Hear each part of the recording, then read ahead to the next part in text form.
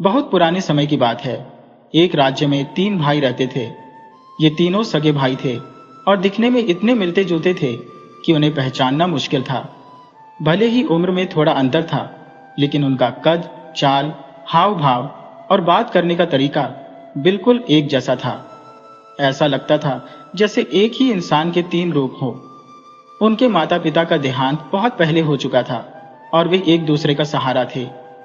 तीनों हमेशा साथ रहते थे, लेकिन अब उन्हें अपने शहर में घुटन महसूस होने लगी थी। उनके मन में कहीं न कहीं यह ख्याल आ गया था कि अब उन्हें इस जगह को छोड़कर कहीं और जाना चाहिए और अपनी किस्मत आजमानी चाहिए। मगर अब तक किसी ने इस बात को खुलकर नहीं कहा था। आखिरकार एक दिन सबसे बड़े भाई ने अपने दोनों छोटे भाइयों से कहा, मुझे लगता है कि हमें यह जगह छोड़कर किसी नई जगह जाना चाहिए। यहाँ रुके रहने से जिंदगी रुक सी गई है। हमें आगे बढ़ना चाहिए। मंझले भाई ने उसकी बात पर सहमति जताई।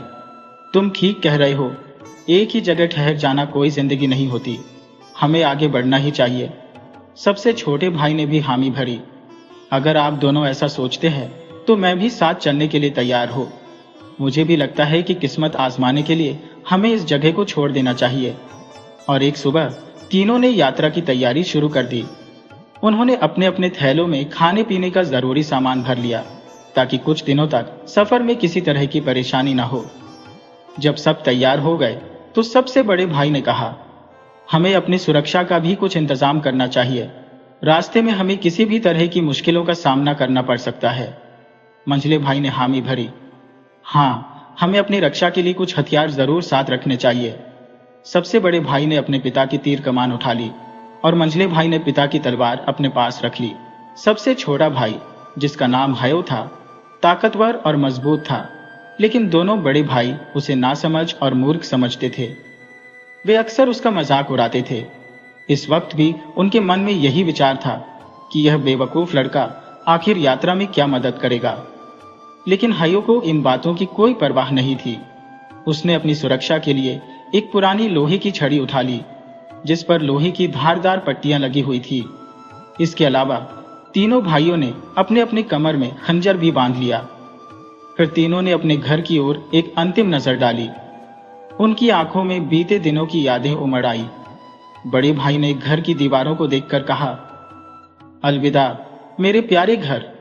तुमने हमें बचपन से सहारा दिया, लेकिन अब हमें नई राहों की ओर बढ़ना है। इतना कहकर तीनों भाइयों ने अपना सफर शुरू कर दिया। शहर से बाहर निकलने के बाद उन्होंने एक नया रास्ता चुना और उसी ओर बढ़ने लगे। रास्ते में वे आपस में बातचीत करते, हंसते बोलते आगे बढ़ते रहे। जब भी थक जाते, किसी पेड़ के नीचे बैठकर सुस्ताते, कुछ खाते पीते और फिर नए जोश के साथ आगे बढ़ जाते। इस तरह कई दिन बीत गए। चलते चलते वे एक ऐसे स्थान पर पहुंचे जहां एक विशालकाय पेड़ खड़ा था। इस पेड़ से 3 रास्ते निकलते थे जो अलग अलग दिशाओं में जाते थे। वे कुछ देर वहां खड़े होकर सोचने लगे। बड़े भाई ने गंभीर स्वर में कहा, भाइयों, अब तक हम तीनों साथ सफर कर रहे थे, लेकिन अब हमें अलग अलग रास्तों पर जाना होगा। हमें अपनी अपनी मंजिल खुद तलाशनी होगी। मंझले भाई ने सहमति जताते हुए कहा, हाँ, अब हमें अपने अपने रास्ते चुनने होंगे। इसके अलावा कोई और रास्ता नहीं है। तीनों भाइयों ने अलग अलग दिशाओं की ओर देखा, लेकिन इस समय सबसे छोटे भाई के पास खाने पीने का सामान खत्म हो चुका था। दूसरे दोनों भाइयों ने अपने अपने थैलों में से थोड़ा सा खाना निकाला और छोटे भाई को दे दिया, ताकि वह रास्ते में अपनी भूख प्यास मिटा सके। इसके बाद तीनों भाई उस बड़े पेड़ के नीचे बैठ गए। कुछ देर सुस्ताए, थोड़ा खाया पिया और फिर अलग अलग सफर के लिए तैयार होने लगे। बड़े भाई ने दोनों छोटे भाइयों की ओर देखा और कहा, हम अलग तो हो रहे हैं, लेकिन हमें ऐसा कोई तरीका अपनाना चाहिए जिससे हमें एक दूसरे के हाल का पता चलता रहे। अगर हम में से कोई मुसीबत में फंस जाए तो बाकी उसकी मदद कर सके। थोड़ा सोचने के बाद उसने कहा, इस पेड़ के तने में हम तीनों अपना अपना खंजर गाड़ देते हैं। जो भी भाई पहले यहाँ लौटे वह इन खंजरों को देखे। अगर किसी का खंजर जंग खा चुका हो तो इसका मतलब होगा कि वह भाई मुसीबत में है। तब हमें उसकी मदद के लिए उसी रास्ते पर जाना चाहिए जिस पर वह गया था। इस तरह हम एक दूसरे की रक्षा भी कर सकेंगे और हालात का अंदाजा भी लगा पाएंगे। बड़े भाई की यह बात दोनों छोटे भाइयों को पसंद आई। उन्होंने सहमति में सिर हिलाया और अपने अपने खंजर निकालकर पेड़ के तने में गाड़ दिए। फिर तीनों ने एक दूसरे को गले लगाया और विदाई ली। बड़े भाई ने दाएं ओर जाने वाला रास्ता चुना, मंझले भाई ने बीच का रास्ता अपनाया और सबसे छोटा भाई हाईओ बाईं दिशा की ओर बढ़ गया। तीनों अब अलग अलग रास्तों पर आगे बढ़ चले। अब सुनिए बड़े भाई के साथ क्या हुआ। बड़ा भाई जो दाएं ओर वाले रास्ते पर बढ़ा था, चलते चलते एक घने जंगल में जा पहुंचा। चारों ओर ऊंचे ऊंचे पेड़, लता बेलों से ढकी जमीन और पक्षियों की आवाजों से गूंजता वातावरण था। उसने उस घने जंगल में आगे की ओर चलना जारी रखा, लेकिन यह जंगल इतना विशाल था कि उसका कोई अंत ही नजर नहीं आ रहा था। वह लगातार चलता रहा। उम्मीद थी कि शायद कुछ दूर जाकर जंगल समाप्त हो जाएगा और कोई बस्ती या गांव दिखाई देगा, मगर उसकी यह उम्मीद पूरी नहीं हुई। सूरज ढलने लगा था, पर जंगल का सिलसिला खत्म होने का नाम ही नहीं ले रहा था। अब वह थक चुका था, शरीर बोझिल हो गया था, लेकिन रास्ता खत्म होने का कोई संकेत नहीं था। पेट में भी भूख की हल्की टीस उठने लगी थी। उसने एक पेड़ के नीचे बैठकर थोड़ी राहत लेने का फैसला किया। थोड़ी देर सुस्ताने के बाद उसने अपना थैला खोला और उसमें से कुछ निकालकर खाने लगा। अभी वह खाना खाने में मग्न ही था कि अचानक उसकी नजर सामने पड़ी। कुछ दूरी पर एक अजीब सा बूढ़ा आदमी चला आ रहा था। उसकी लंबाई कुछ कम थी, सिर पर एक पुरानी टोपी थी और उसने घिसा पिटा हरे रंग का पुराना सा कोट पहन रखा था। उसकी चाल धीमी थी और वह सीधा उसी की ओर बढ़ रहा था। जैसे ही वह बूढ़ा पास आया, उसकी निगाहें उस युवक के खाने पर टिक गई। उसकी आंखों में भूख और लाचारी साफ छलक रही थी। वह कुछ कहे बिना टकटकी लगाए बस भोजन को देख रहा था। युवक को उसकी हालत देखकर दया आ गई। उसने अपने पास से रोटी का एक टुकड़ा तोड़ा और उसकी ओर उछाल दिया। बूढ़ी ने झपट कर उसे उठा लिया और जल्दी से खाने लगा। थोड़ा खाकर बूढ़े ने युवक की ओर देखा और मुस्कुराते हुए बोला, जिस तरह तुमने मुझे कुछ खाने को दिया, उसी तरह मैं भी तुम्हें एक अनोखी चीज दूंगा। इतना कहकर उसने युवक के तीर कमान को अपने झुर्रीदार हाथों से छुआ और कहा, अब से तुम्हारा हर तीर सही निशाने पर लगेगा, तुम्हारा निशाना कभी चूकेगा नहीं। इतना कहकर वह बूढ़ा पास के एक पेड़ के पीछे चला गया। युवक को लगा कि वह दूसरी ओर से निकलकर फिर सामने आ जाएगा, लेकिन ऐसा नहीं हुआ। उसने कुछ देर इंतजार किया, फिर खुद उठकर पेड़ के पीछे जाकर देखा, पर वहां कोई नहीं था। वह चकित रह गया। इस घने जंगल में वह बूढ़ा आखिर आया कहां से था और अचानक गायब कैसे हो गया? ये कौन था? कोई साधारण वृद्ध या कोई रहस्यमय शक्ति? युवक कुछ भी समझ नहीं सका। थोड़ी देर वहीं बैठकर सोचने के बाद उसने लंबी सांस ली, फिर अपना थैला कंधे पर डाला, तीर कमान संभाला और एक बार फिर अपने सफर पर निकल पड़ा। जंगल अब भी घना था, लेकिन उसे कहीं न कहीं से यह एहसास हो रहा था कि अब वह किसी नए स्थान पर पहुंचने वाला है। कई घंटों तक चलते रहने के बाद उसे दूर एक महल दिखाई दिया। यह कोई साधारण महल नहीं था, बहुत बड़ा, ऊंची पहाड़ी पर बना हुआ और बेहद पुराना। उसकी दीवारों पर समय की मार साफ दिख रही थी, मानो सदियों से वह वीरान पड़ा हो। महल को देखकर युवक के मन में एक उत्साह की लहर दौड़ गई। उसने सोचा, चलो इस जंगल के बीच कहीं तो इंसानों की मौजूदगी के निशान मिले। लेकिन इसी के साथ उसके भीतर एक अनजाना डर भी उठने लगा। यह महल किसका हो सकता है? कहीं यहाँ कोई राक्षसी ताकत तो नहीं? अगर यह कोई खतरनाक जगह हुई तो? इन सवालों के बीच उसके कदम धीरे धीरे महल की ओर बढ़ने लगे। जैसे जैसे वह करीब पहुंचा, एक अजीब नजारा उसकी आंखों के सामने आया। महल के बाहर विशालकाय दो राक्षस खड़े थे। उनके शरीर पहाड़ों जितने बड़े थे और उनकी आंखों से दहकती आग की लपटें निकलती प्रतीत हो रही थी। उनके सामने एक विशाल अलाव जल रहा था, जिसमें प्रचंड आग दधक रही थी। उन दोनों राक्षसों ने एक बड़ी लोहे की छड़ पकड़ रखी थी, जिस पर एक पूरा बैल भूनने के लिए टंगा हुआ था। आग की लपटें बैल के शरीर को चारों ओर से घेरे हुए थी और उसकी चमड़ी लाल होकर काली पड़ने लगी थी। वहीं तीसरा राक्षस पास ही खड़ा था, तलवार हाथ में लिए हुए। वह बीच बीच में भुने हुए बैल से एक टुकड़ा काटता और परखता कि मांस ठीक से पका है या नहीं। उसके चेहरे पर एक क्रूर मुस्कान थी और उसकी आंखों में एक भयानक चमक। युवक यह दृश्य देखकर दंग रह गया। उसकी सांसें तेज हो गईं, दिल की धड़कनें तेज होने लगी। सामने खड़े वे भयानक राक्षस, जलती हुई आग और भुना जा रहा बैल। वह दूर खड़ा हुआ उन राक्षसों को देखने लगा, लेकिन तभी अचानक उसे उस बूढ़े आदमी की बात याद आई। जिसे भी तुम शिकार बनाना चाहो, तीर चलाओ, तुम्हारा निशाना कभी चूकेगा नहीं। ये सोचते ही उसके भीतर हिम्मत लौट आई। अगर बूढ़े की बात सच थी तो यह उसके लिए सबसे सही समय था इसे परखने का। युवक ने अपने आप से कहा, अब देखता हूं कि वह बूढ़ा सच कह रहा था या यह सिर्फ एक भ्रम था। उसने अपनी घबराहट को दूर किया और धीरे धीरे कंधे से कमान उतारी। फिर एक तीर निकाला, प्रत्यंचा पर चढ़ाया और सावधानी से निशाना साधा। उधर तीसरा राक्षस अपनी तलवार से भुने हुए मांस का एक टुकड़ा काटकर उसे खाने ही वाला था कि अचानक बिजली की तेजी से एक तीर आया और वह टुकड़ा उसके हाथ से छिटक कर दूर जा गिरा। राक्षस चौंक कर अपनी जगह पर खड़ा रह गया। उसने हैरानी से अपने खाली हाथ को देखा, फिर अपने साथियों की ओर घूरा। बाकी दोनों राक्षसों ने भी विस्मय से चारों ओर देखा। यह तीर आया कहां से? जंगल के इस सुनसान हिस्से में और कौन हो सकता है? तीनों के तीनों राक्षस इधर उधर देखने लगे। वे पेड़ों के पीछे, चट्टानों के पार निगाहें दौड़ाने लगे, लेकिन कोई नजर नहीं आया।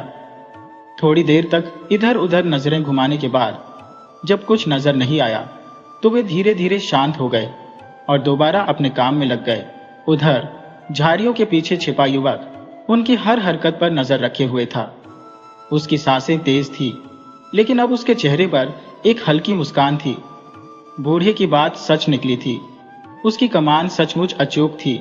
कुछ देर बाद बैल पूरी तरह भुन गया। तीनों राक्षसों ने उसे काटकर अपने अपने हिस्से अलग किए और बैठकर खाने लगे।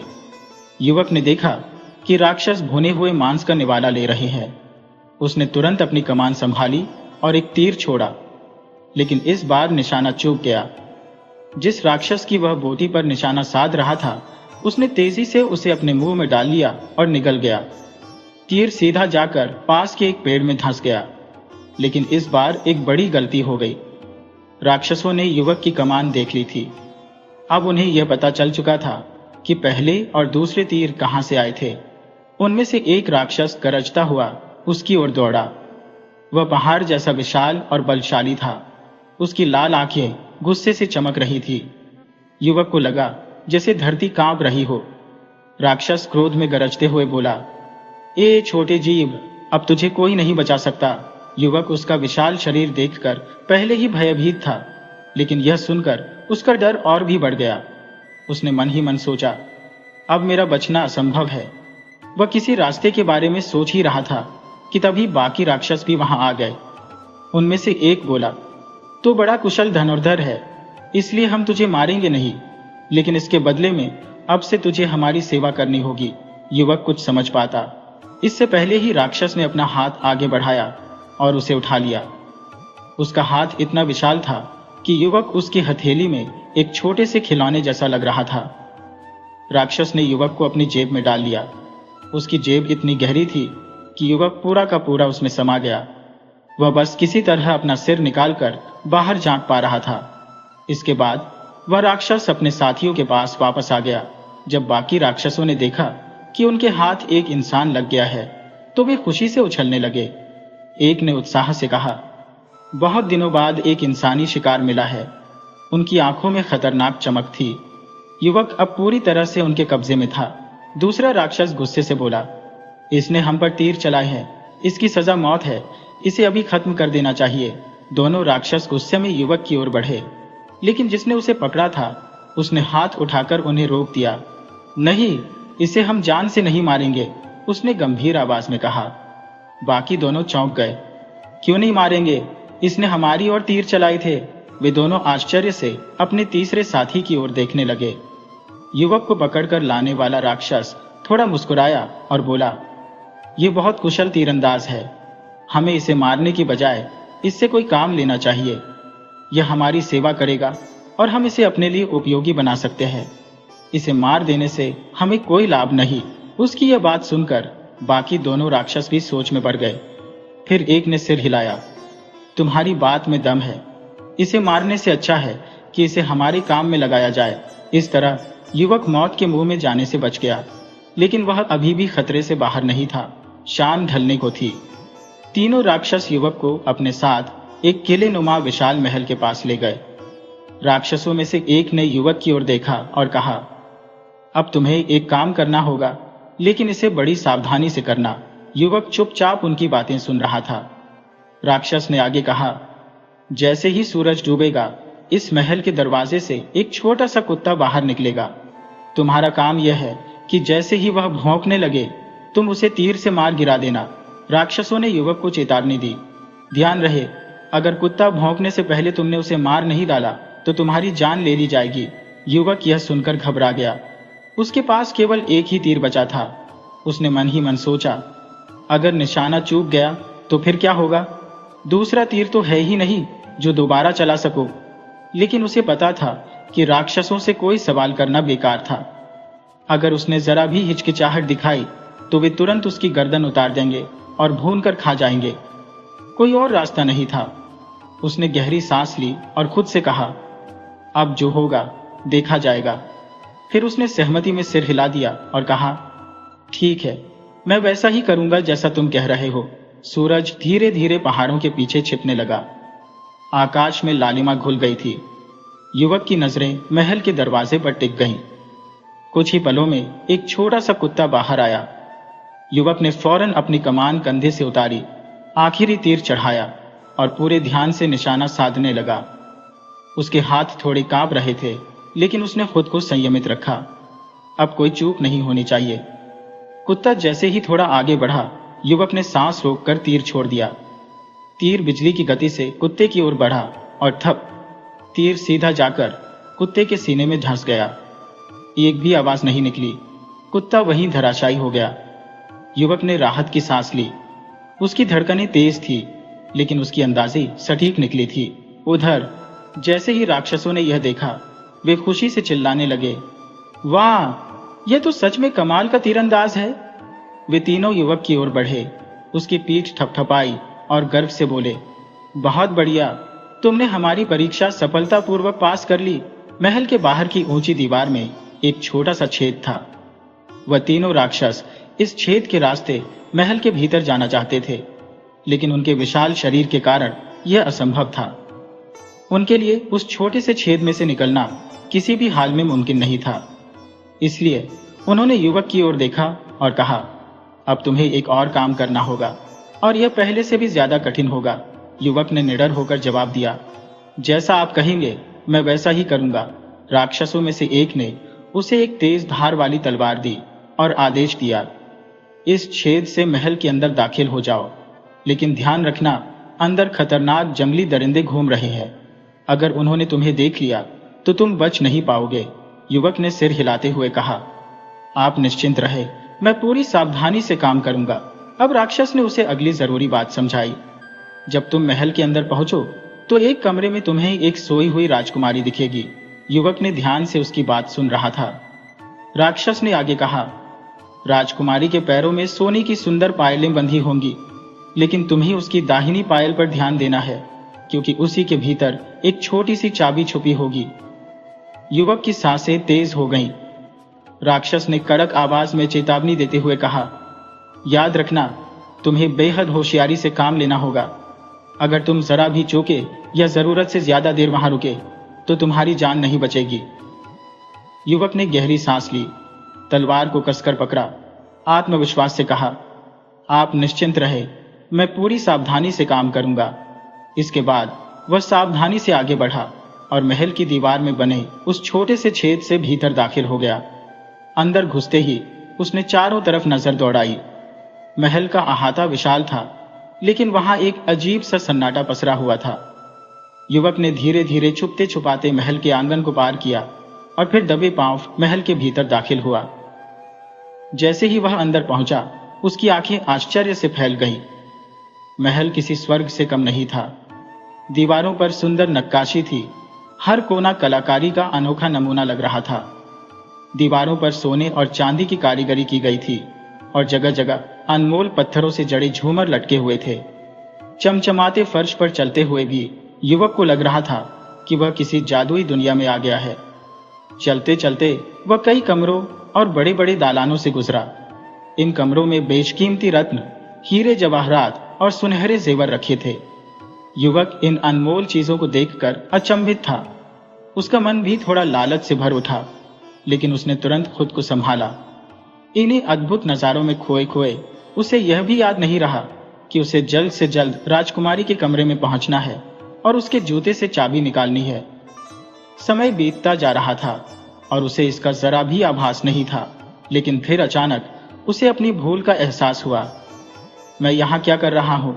मुझे तो तुरंत काम पूरा करके वापस लौटना चाहिए। युवक ने खुद को झकझोरा और तेजी से आगे बढ़ा। कुछ ही पलों में वह राजकुमारी के कक्ष के सामने था। कमरे में हल्की रोशनी थी।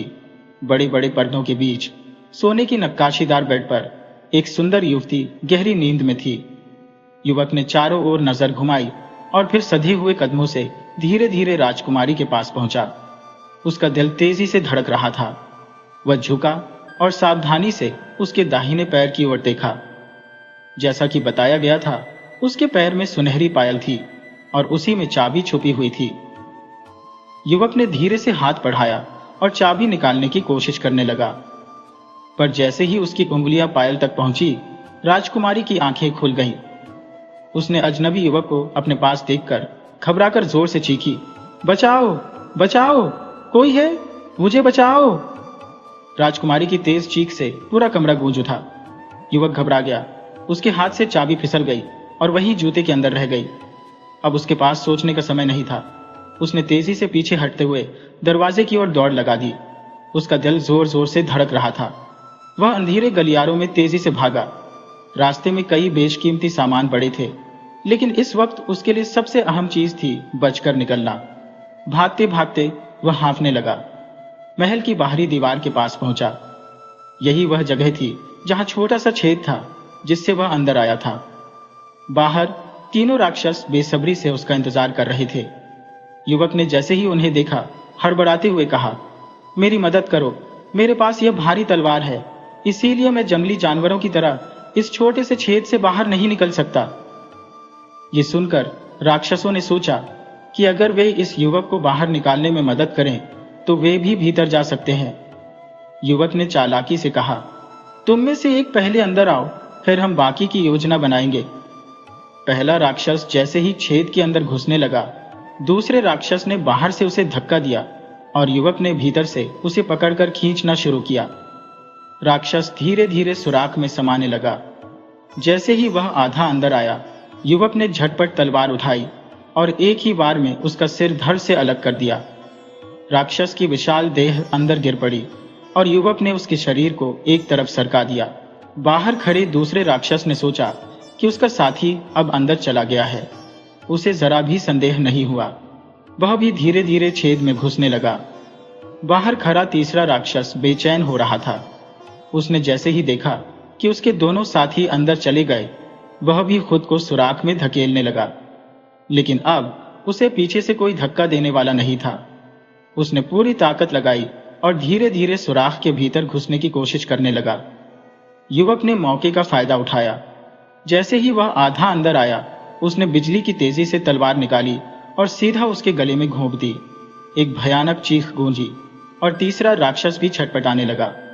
उसके विशाल शरीर में जोरदार कंपन हुआ और फिर वह निर्जीव हो गया। युवक ने एक गहरी सांस ली। उसकी धड़कनें तेज थी, लेकिन उसकी आंखों में एक अजीब आत्मविश्वास छलक रहा था। उसने तीसरे राक्षस की जीभ काटी और उसे वही सुराख में फंसा छोड़ दिया। फिर उसने अपने थैले में पहले मरे हुए राक्षसों की जीभ भी डाल ली। अब उसकी अगली मंजिल वही महल थी जहां राजकुमारी थी, लेकिन जैसे ही वह वापस लौटा, उसकी आंखें फटी की फटी रह गई। पूरा माहौल बदल चुका था। वह जगह जो कुछ समय पहले एक गहरे सन्नाटे में डूबी हुई थी, अब रोशनी से मग्न हो रही थी। महल में संगीत गूंज रहा था। चारों ओर मधुर स्वर लहरियां तैर रही थी। राजकुमारी अब अकेली नहीं थी। उसके आसपास कई दासियां और सेविकाएं खड़ी थी। राजकुमारी के सामने मखमली गद्दों पर अनगिनत फूल बिखरे हुए थे। वातावरण में एक मोहक सुगंध फैली हुई थी। युवक यह देखकर हैरान था। ये सब कैसे बदल गया? उसने धीरे धीरे कदम बढ़ाए और आश्चर्य से भरी आवाज में पूछा, राजकुमारी, ये सब क्या है? अचानक ये सब कैसे हो गया? राजकुमारी मुस्कुराई, लेकिन उसकी आंखों में एक रहस्य छिपा था। युवक ने विस्मय से भरी आंखों से राजकुमारी की ओर देखा और दोबारा पूछा, यह सब अचानक कैसे बदल गया? ये उत्सव कैसा है? राजकुमारी ने हल्की मुस्कान के साथ उत्तर दिया, यह सब एक रहस्य है। मेरे पिता ने इस पूरे किले और यहाँ की हर चीज पर एक जादू कर रखा है, लेकिन अब वह समय करीब आ चुका है जब यह जादू टूटने वाला है। बस कुछ ही दिनों में मैं इस बंधन से मुक्त हो जाऊंगी, और यही कारण है कि यहाँ खुशियां मनाई जा रही है। युवक अभी भी इस चमत्कारिक बदलाव को पूरी तरह समझ नहीं पा रहा था, लेकिन राजकुमारी की बातों में एक अजीब सच्चाई छुपी थी। राजकुमारी ने आगे कहा, तुम यहाँ 7 दिन तक ठहर सकते हो, उसके बाद तुम्हें लौट जाना होगा। वैसे भी अभी तुम यहाँ से बाहर नहीं जा सकते। युवक चौंक गया, क्यों? बाहर जाने का कोई रास्ता क्यों नहीं है? राजकुमारी ने गहरी सांस लेते हुए कहा, क्योंकि जिस सुराग से तुम आए थे वह अब बंद हो चुका है। वहां एक विशालकाय दैत्य फंसा हुआ है जिसे तुम चाहकर भी हटा नहीं सकते। युवक के पास अब और कोई उपाय नहीं था। उसने सोचा कि जब तक यहाँ फंसा हो तब तक इस अनोखी दुनिया को देखने और समझने की कोशिश करता हो। अगले कुछ दिन किले में आनंद और उल्लास से बीते। राजकुमारी के साथ समय बिताने के दौरान युवक को एहसास हुआ कि यह सिर्फ एक किला नहीं, बल्कि रहस्यों से भरी एक दुनिया है। 6 दिन बीत गए। 7वें दिन जब सूरज ढलने को था, तब राजकुमारी ने युवक को बुलाया और अपने हाथों से उसे एक अंगूठी पहनाई। उसने मुस्कुराकर कहा, आज से तुम मेरे जीवन साथी हो। अब से तुम इस किले के राजा हो। युवक यह सुनकर आश्चर्यचकित था, लेकिन साथ ही वह एक अजीब खुशी भी महसूस कर रहा था। उसने अपना जीवन तो एक साधारण युवक की तरह जिया था, लेकिन अब वह राजकुमारी का पति बनने जा रहा था। उस रात वह राजकुमारी के साथ उसके कक्ष में रहा, लेकिन सुबह कुछ ऐसा हुआ जिसकी उसने कल्पना भी नहीं की थी। जैसे ही उसकी आंख खुली, उसने चारों ओर देखा और सन्न रह गया। पूरा किला, राजकुमारी, दासियां, संगीत, उत्सव, सब कुछ गायब हो चुका था। युवक स्तब्ध रह गया। ये क्या हुआ? उसने चारों ओर देखा, लेकिन वहां अब सिर्फ वीरानी थी, कहीं कोई नहीं था। युवक चारों ओर नजर दौड़ाने लगा। उसके आसपास न तो कोई महल था, न कोई किला, न राजकुमारी और न ही उसकी सेविकाएं। बस वीरान जमीन, घना सन्नाटा और 3 निर्जीव पड़े दैत्य। ये क्या हो गया? उसने खुद से बुदबुदाते हुए अपने माथे पर हाथ फेरा। अभी कुछ समय पहले तक मैं एक भव्य किले में था, जहां संगीत गूंज रहा था, उत्सव मनाए जा रहे थे, और अब वहां सिर्फ खामोशी है। युवक स्तब्ध था। वह समझ ही नहीं पा रहा था कि यह सपना था या हकीकत। कुछ देर तक वह जड़वत खड़ा रहा। उसकी आंखें एक तक चारों ओर देख रही थी। वह इस रहस्य को समझने की कोशिश कर रहा था, लेकिन कोई उत्तर नहीं मिल रहा था। आखिरकार उसने गहरी सांस ली और धीरे धीरे आगे बढ़ने लगा। भूख, थकान और जंगल की अनजान राह। सामने घना जंगल फैला हुआ था। वह बेबस कदमों से उसी ओर बढ़ चला। अब उसे एहसास हो रहा था कि उसका शरीर कमजोर पड़ने लगा है। उसे तेज भूख लगी थी, लेकिन खाने के लिए कुछ भी नहीं था। न तो कोई फलदार पेड़ दिख रहा था, न ही उसके पास कोई तीर कमान था जिससे वह शिकार कर सके। वह बस चलता रहा और सोचता रहा, आखिर यह सब क्या था? क्या वह किसी भ्रम में था? क्या सच में राजकुमारी ने उसे अपना जीवन साथी चुना था, या यह कोई छलावा था? यही सवाल उसके मन में घूमते रहे, और वह तब तक चलता रहा जब तक उसके कदम जवाब नहीं देने लगे। अंततः वह एक पेड़ के नीचे बैठ गया। अब उसकी हिम्मत पूरी तरह टूट चुकी थी। वह परेशान था, घबराया हुआ था। पेट में भूख से ऐंठन हो रही थी और शरीर थकावट से जवाब दे चुका था। अब क्या करूं? उसने धीरे से खुद से कहा और सिर घुटनों पर रखकर बैठ गया। तभी एक जानी पहचानी हलचल सुनाई दी। युवक ने सिर उठाकर देखा तो उसकी आंखें आश्चर्य से फैल गईं। वही छोटा कद वाला व्यक्ति उसके सामने खड़ा था, जिसने हरे रंग का पुराना सा कोट पहना था और सिर पर एक छोटी सी टोपी लगा रखी थी। युवक उसे देखकर चौंक गया। छोटे व्यक्ति ने करीब आकर गहरी नजरों से उसे देखा और पूछा, अब क्या हुआ? किस मुश्किल में फंसे हो? युवक ने गहरी सांस लेते हुए जवाब दिया, थकान और भूख से मेरी हालत खराब हो गई है। अब मुझ में चलने की ताकत नहीं बची, और सबसे बड़ी बात, मुझे यह भी नहीं पता कि इस जंगल से बाहर कैसे निकलूं। बूढ़े व्यक्ति ने युवक की ओर देखा और गहरी सांस लेते हुए कहा, अफसोस, मेरे पास भी खाने को कुछ नहीं है, वरना मैं तुम्हारी मदद जरूर करता। युवक की उम्मीदें फिर से टूटने लगी। उसकी आंखों में बेबसी झलकने लगी। लेकिन बूढ़े ने अपनी बात आगे बढ़ाते हुए कहा, हाँ, मैं तुम्हें एक रास्ता जरूर बता सकता हूँ। अगर तुम इस रास्ते पर चलो तो जल्द ही एक गांव में पहुंच जाओगे जहां एक होटल भी है। वहां तुम्हें खाना और आराम दोनों मिल सकते हैं। युवक की आंखों में उम्मीद की किरण जाग उठी। उसने उत्सुकता से कहा, कृपया मुझे वह रास्ता दिखाइए, मैं यह उपकार कभी नहीं भूलूंगा। जैसे ही बूढ़ी ने गांव और होटल का जिक्र किया, युवक के भीतर एक नई ऊर्जा दौड़ गई। भूख और थकान के बावजूद उसे लगा जैसे उसके शरीर में फिर से जान आ गई हो। आओ, मेरे साथ चलो, बूढ़ी ने कहा और जंगल के एक पथ पर आगे बढ़ने लगा। युवक बिना समय गंवाए उसके पीछे पीछे चल पड़ा। कुछ ही देर बाद वे दोनों जंगल के घने पेड़ों और ऊंची झाड़ियों को पार कर गए। जैसे ही जंगल समाप्त हुआ, युवक की आंखों के सामने एक खूबसूरत गांव नजर आया। वहां दूर दूर तक हरियाली फैली हुई थी। सड़कों के किनारे रंग बिरंगे फूल खिले हुए थे और हल्की हल्की ठंडी हवा बह रही थी। युवक की खुशी का ठिकाना न रहा। उसने उत्साहित होकर पीछे मुड़कर बूढ़े की ओर देखा, लेकिन बूढ़ा वहां था ही नहीं।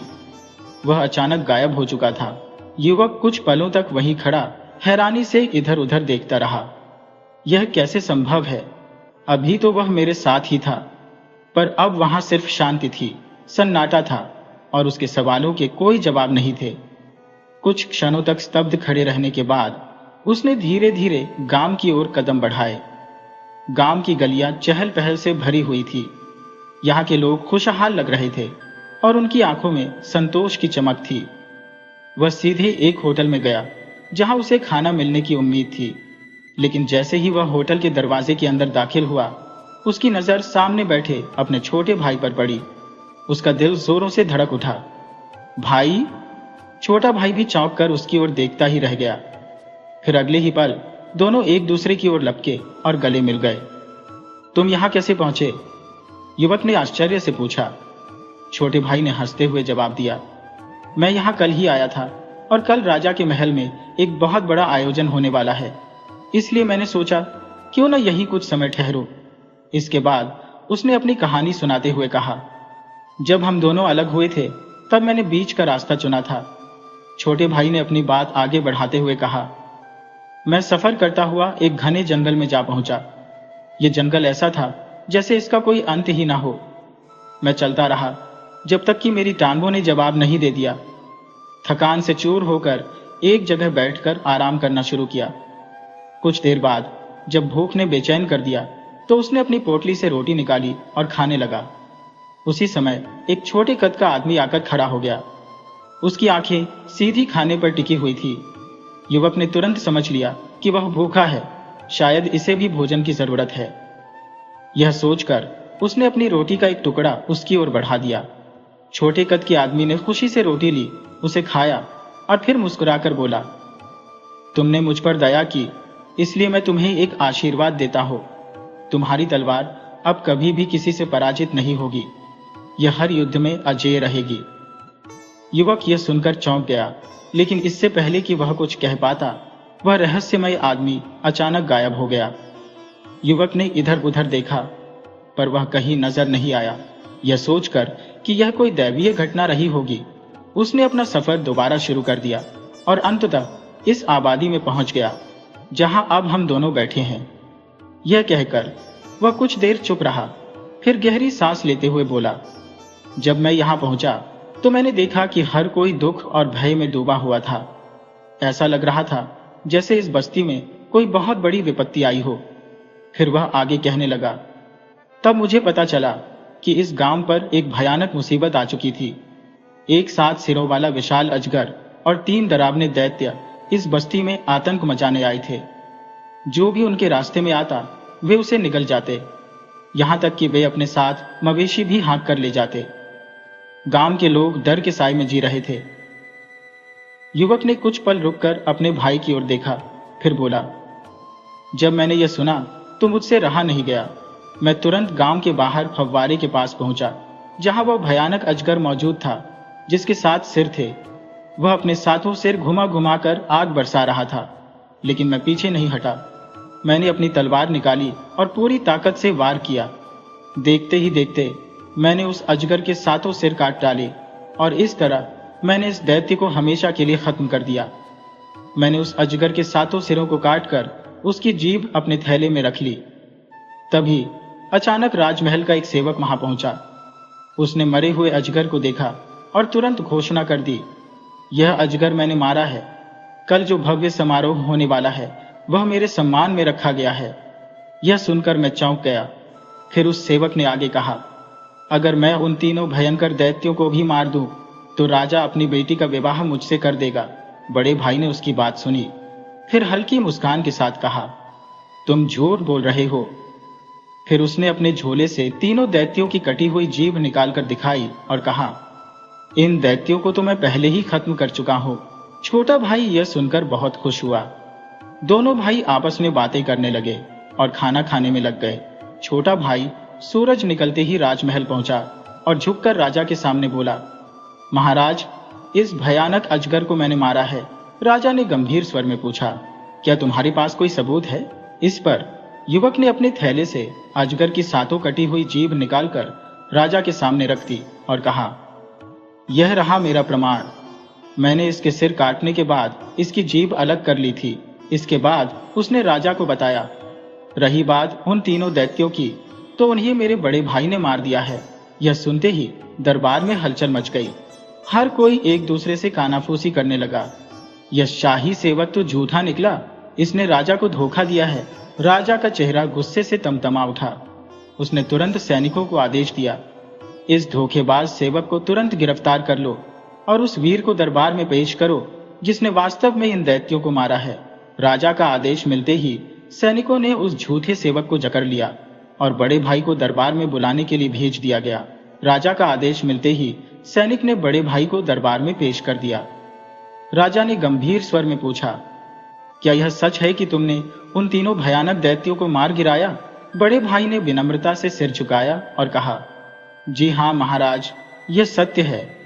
फिर उसने अपने थैले से उन दैत्यों की कटी हुई जीभ निकालकर राजा के सामने रख दी। राजा ने ध्यान से देखा और अब उसे पूरी तरह यकीन हो गया कि अजगर और दैत्यों को खत्म करने वाले यही 2 वीर भाई हैं। लेकिन अब एक बड़ी समस्या खड़ी हो गई थी। राजकुमारी से विवाह कौन करेगा? यह स्पष्ट था कि दोनों भाई एक ही राजकुमारी से विवाह नहीं कर सकते थे। राजा भी सोच में पड़ गया कि इस स्थिति का हल कैसे निकाला जाए। तभी बड़े भाई ने आगे बढ़कर कहा, महाराज, मैं अपने छोटे भाई के हक में यह विवाह छोड़ता हूं। कृपया राजकुमारी का विवाह मेरे छोटे भाई से कर दें। राजा ने उसकी बात मान ली और पूरे राज्य में भव्य उत्सव का आयोजन किया गया। चारों ओर रोशनी की जगमगाहट थी, संगीत बज रहा था, लोग खुशी में नाच रहे थे। इस विवाह उत्सव को पूरे नगर ने हर्षोल्लास के साथ मनाया। समय बीतता गया और बड़े भाई ने वही राजमहल में रहना स्वीकार कर लिया। एक दिन जब सभी आपस में बातचीत कर रहे थे तो राजकुमारी ने बड़े भाई से पूछा, आप दोनों का तीसरा भाई कहाँ है? इस पर दोनों भाइयों ने राजकुमारी से ही एक सवाल कर लिया, राजकुमारी, तुम्हारी बहनें कहाँ हैं? राजकुमारी का चेहरा थोड़ा गंभीर हो गया। उसने बताया, मेरी 2 बड़ी बहनें भी थी, लेकिन क्या हुआ? छोटे भाई ने उत्सुकता से पूछा। राजकुमारी ने धीरे से कहा, हम तीनों बहनों की शादी एक ही दिन होनी थी, लेकिन एक दुष्ट जादूगर ने मेरी दोनों बहनों के महलों पर तंत्र मंत्र कर दिया और उन्हें अपने वश में कर लिया। फिर तो तुम्हें कैसे बचा लिया गया? बड़े भाई ने पूछा। राजकुमारी ने गहरी सांस ली और बोली, मैं पिता को सबसे अधिक प्रिय थी, इसलिए उन्होंने मुझे अपने पास ही रहने की अनुमति दे दी। यह सुनकर दोनों भाई एक दूसरे की ओर देखने लगे, लेकिन राजकुमारी की दोनों बड़ी बहनों के महल अब भी जादू के प्रभाव में जकड़े हुए थे। एक भविष्यवाणी थी कि एक दिन कोई वीर पुरुष आएगा, जादू का असर खत्म करेगा और उनमें से एक राजकुमारी से विवाह करेगा। समय बीता और दोनों भाई अब राजमहल में ही रहने लगे। एक सुबह दोनों भाइयों ने राजकुमारी से कहा, हम शिकार के लिए जंगल जाना चाहते हैं, हमें अनुमति दें। राजकुमारी यह सुनकर चिंतित हो गई। उसने गंभीर स्वर में कहा, इस जंगल में जाना बहुत ही खतरनाक है। बहुत से लोग गए लेकिन कोई भी वापस नहीं आया। यह जंगल जादू से ग्रस्त है। छोटे भाई ने मुस्कुराते हुए कहा, तुम निश्चिंत रहो, हमें कुछ नहीं होगा।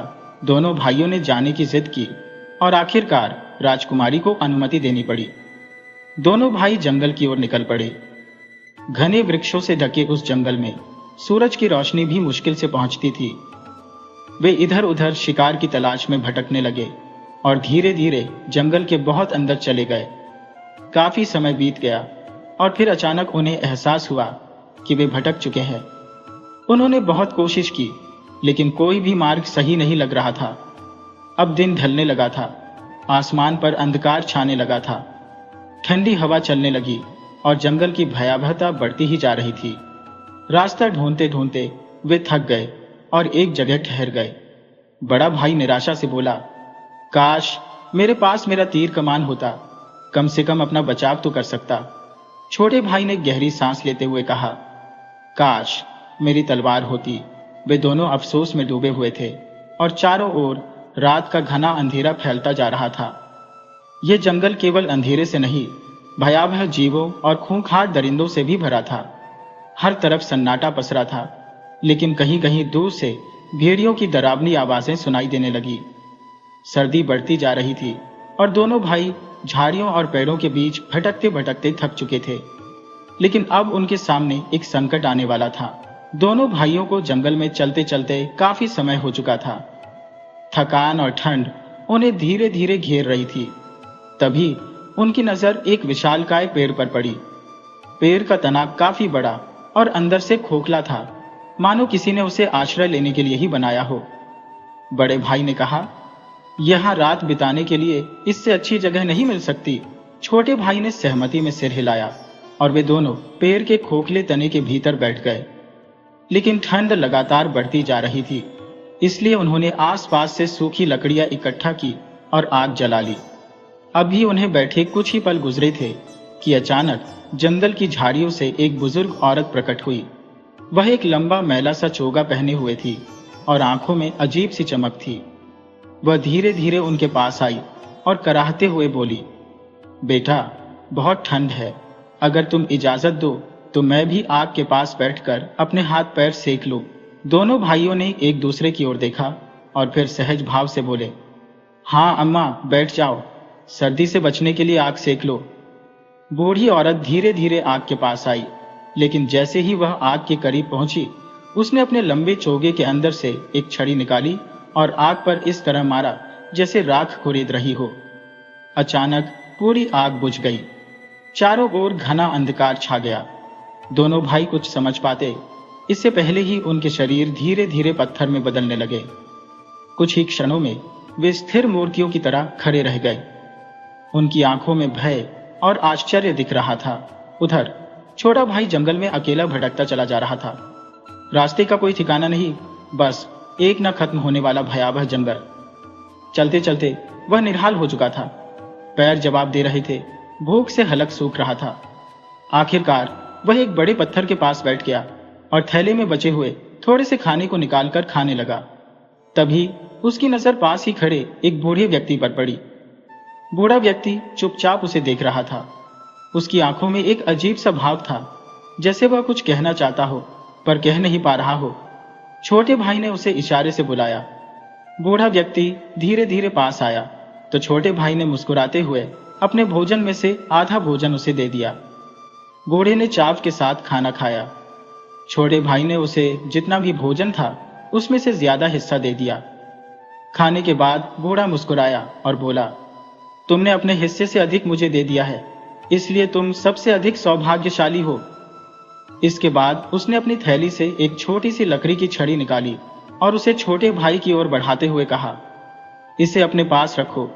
जब भी किसी मुसीबत में फंसो बस इसे जमीन पर मारना, मैं तुरंत तुम्हारी सहायता के लिए आ जाऊंगा। इतना कहकर वह बूढ़ा अचानक हवा में विलीन हो गया। छोटा भाई, जिसका नाम हुमायूं था, यह देखकर हैरान और स्तब्ध रह गया। उसने इधर उधर देखा लेकिन बूढ़ा कहीं नहीं दिखा। अब उसके पास केवल वह रहस्यमय छड़ी थी। उसने छड़ी को कसकर पकड़ा और दोबारा अपने सफर पर चल पड़ा।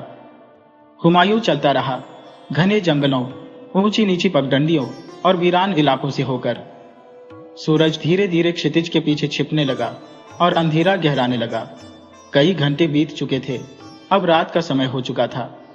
सामने एक ऊंचा पहाड़ दिखाई दिया, जिसके चारों ओर झाड़ियां और कांटेदार पेड़ फैले हुए थे।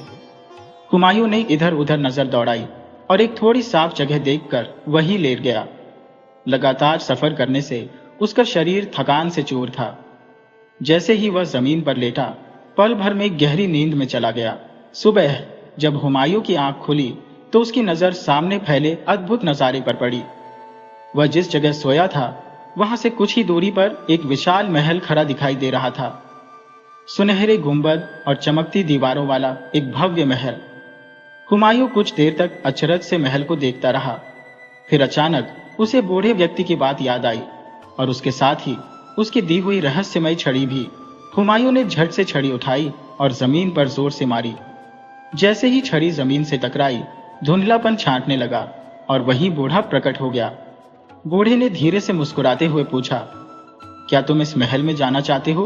हुमायूं ने सिर हिलाते हुए कहा, हाँ। बूढ़े ने गंभीर स्वर में कहा, याद रखना, यह महल जादू के प्रभाव में है। अगर तुम इसमें प्रवेश करना चाहते हो तो इस छड़ी को अपने हाथ में मजबूती से पकड़े रखना। किसी भी हाल में इसे अपने से अलग मत करना, वरना पछताओगे। हुमायूं ने बूढ़ी की बात को ध्यान से सुना और आत्मविश्वास से कहा, मैं आपकी हिदायत का पूरा पालन करूंगा। बूढ़े ने सिर हिलाया और कहा, तो चलो मेरे पीछे आओ। बूढ़ा तेज कदमों से आगे बढ़ा और हुमायूं उसके पीछे पीछे चलने लगा। जैसे ही वे महल के विशाल आंगन में पहुंचे, हुमायूं आश्चर्य से ठिठक गया। उसके सामने असंख्य घुड़सवार खड़े थे। उनके पास घोड़े भी थे और चारों ओर कई तरह के जानवर मौजूद थे, लेकिन वे सब के सब जड़वत खड़े थे, मानो कोई पत्थर की मूर्तियां हो। न कोई आवाज, न कोई हरकत, बस सन्नाटा। हुमायूं आश्चर्य और घबराहट से चारों ओर देखने लगा। दोनों आगे बढ़ते गए और महल के मुख्य द्वार से भीतर चलते चले गए। महल के भीतर भव्य और शानदार कक्ष थे। हर तरफ सोने चांदी की नक्काशी, चमकते झूमर और शानदार सजावट थी। लेकिन एक अजीब बात थी, हर चीज एक रहस्यमय सन्नाटे में डूबी हुई थी।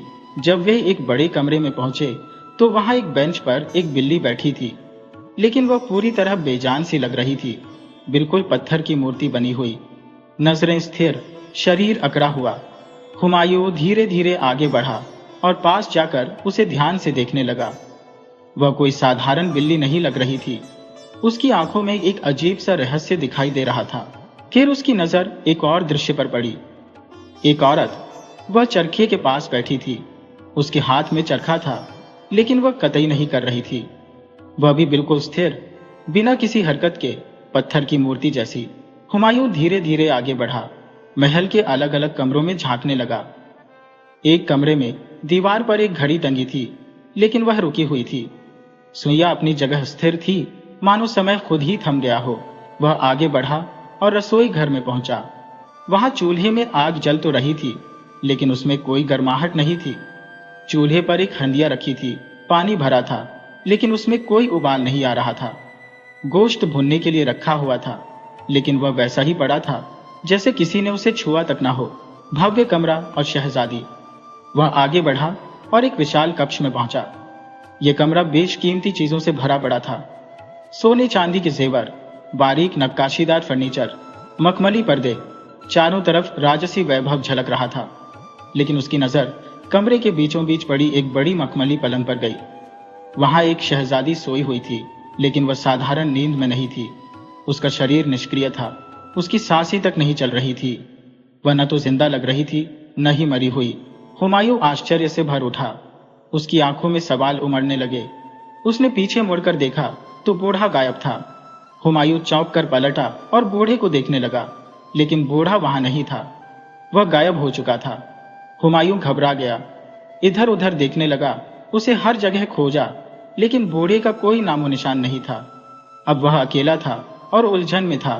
थोड़ी देर महल में इधर उधर भटकने के बाद उसकी नजर फिर रसोई घर की ओर गई। वहां खाने की कुछ चीजें रखी थी। भूख उसे परेशान करने लगी। वह धीरे धीरे आगे बढ़ा, हाथ बढ़ाकर थोड़ा सा खाना उठाया और मुंह में डाल दिया, और तभी जादू टूटने लगा। जैसे ही उसने पहला निवाला खाया, दीवार पर टंगी घड़ी की सुइयां हिलने लगी, और फिर टिक टिक टन टन घड़ी ने जोर से 11 बजाए।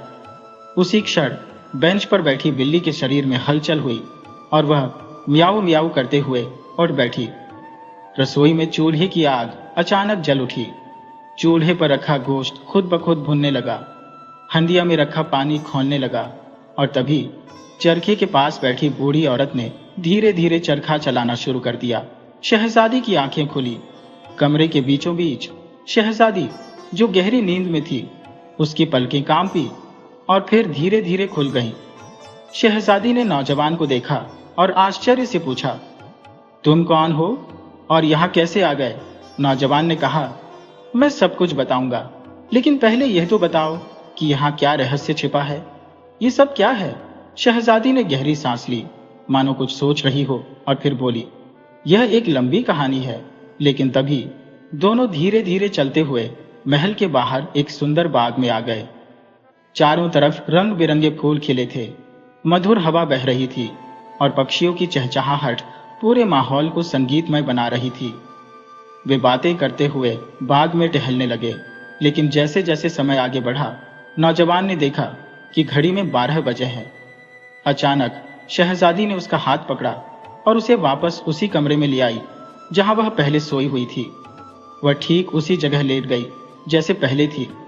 फिर घड़ी ने 12 बजे बजाए, और जैसे ही घड़ी की आवाज गूंजी, पूरा महल एक बार फिर पहले की तरह जड़ हो गया। नौजवान स्तब्ध रह गया। उसके सामने फिर वही नजारा था। हर चीज निष्क्रिय, हर जीव, हर वस्तु जैसे पत्थर में बदल गई हो। जिस तरह 11 बजे जादू टूटा था, उसी तरह 12 बजे बजते ही सब कुछ पहले जैसा ठहर गया। कुछ देर तक वह अवाक खड़ा रहा, फिर बाहर निकलने की कोशिश करने लगा, लेकिन महल से बाहर जाने का कोई रास्ता नहीं मिला। कोई दरवाजा, कोई खिड़की, कुछ भी नहीं। अब उसके पास इंतजार करने के सिवा कोई चारा नहीं था। उसे अगले दिन फिर से 11 बजे बजने की प्रतीक्षा करनी थी, ताकि शहजादी फिर से जाग सके और वह उससे इस रहस्य के बारे में पूछ सके। हारकर वह एक कोने में बैठ गया। सोचने लगा कि आखिर यह सब क्या हो रहा है। क्या यह कोई श्राप है या फिर कोई जादू? अगली सुबह जैसे ही घड़ी ने 11 बजाए, चारों ओर हलचल होने लगी। महल में फिर से जीवन लौट आया। हर चीज में वही चहल पहल होने लगी, और देखते ही देखते शहजादी भी उठकर बैठ गई। नौजवान शहजादी से बातें करने लगा। दोनों धीरे धीरे चलते हुए बाग की सैर करने लगे।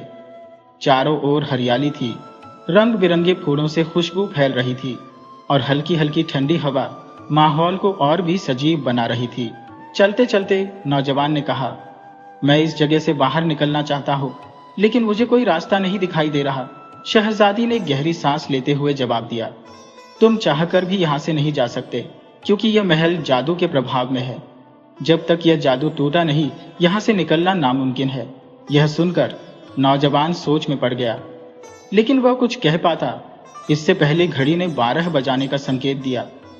घड़ी की आवाज के साथ ही पूरा महल फिर से बेजान हो गया। हवा थम गई, पक्षियों की चहचहाहट रुक गई, और शहजादी वैसे ही निर्जीव हो गई जैसे कभी जागी ही ना हो। नौजवान की आंखों के सामने हर चीज फिर से ठहर गई। समय जैसे वही रुक गया था। इस तरह पूरा 1 साल बीत गया। हर दिन 11 बजे के आसपास महल में हलचल होती, हर चीज फिर से जीवंत हो जाती और शहजादी जाग उठती।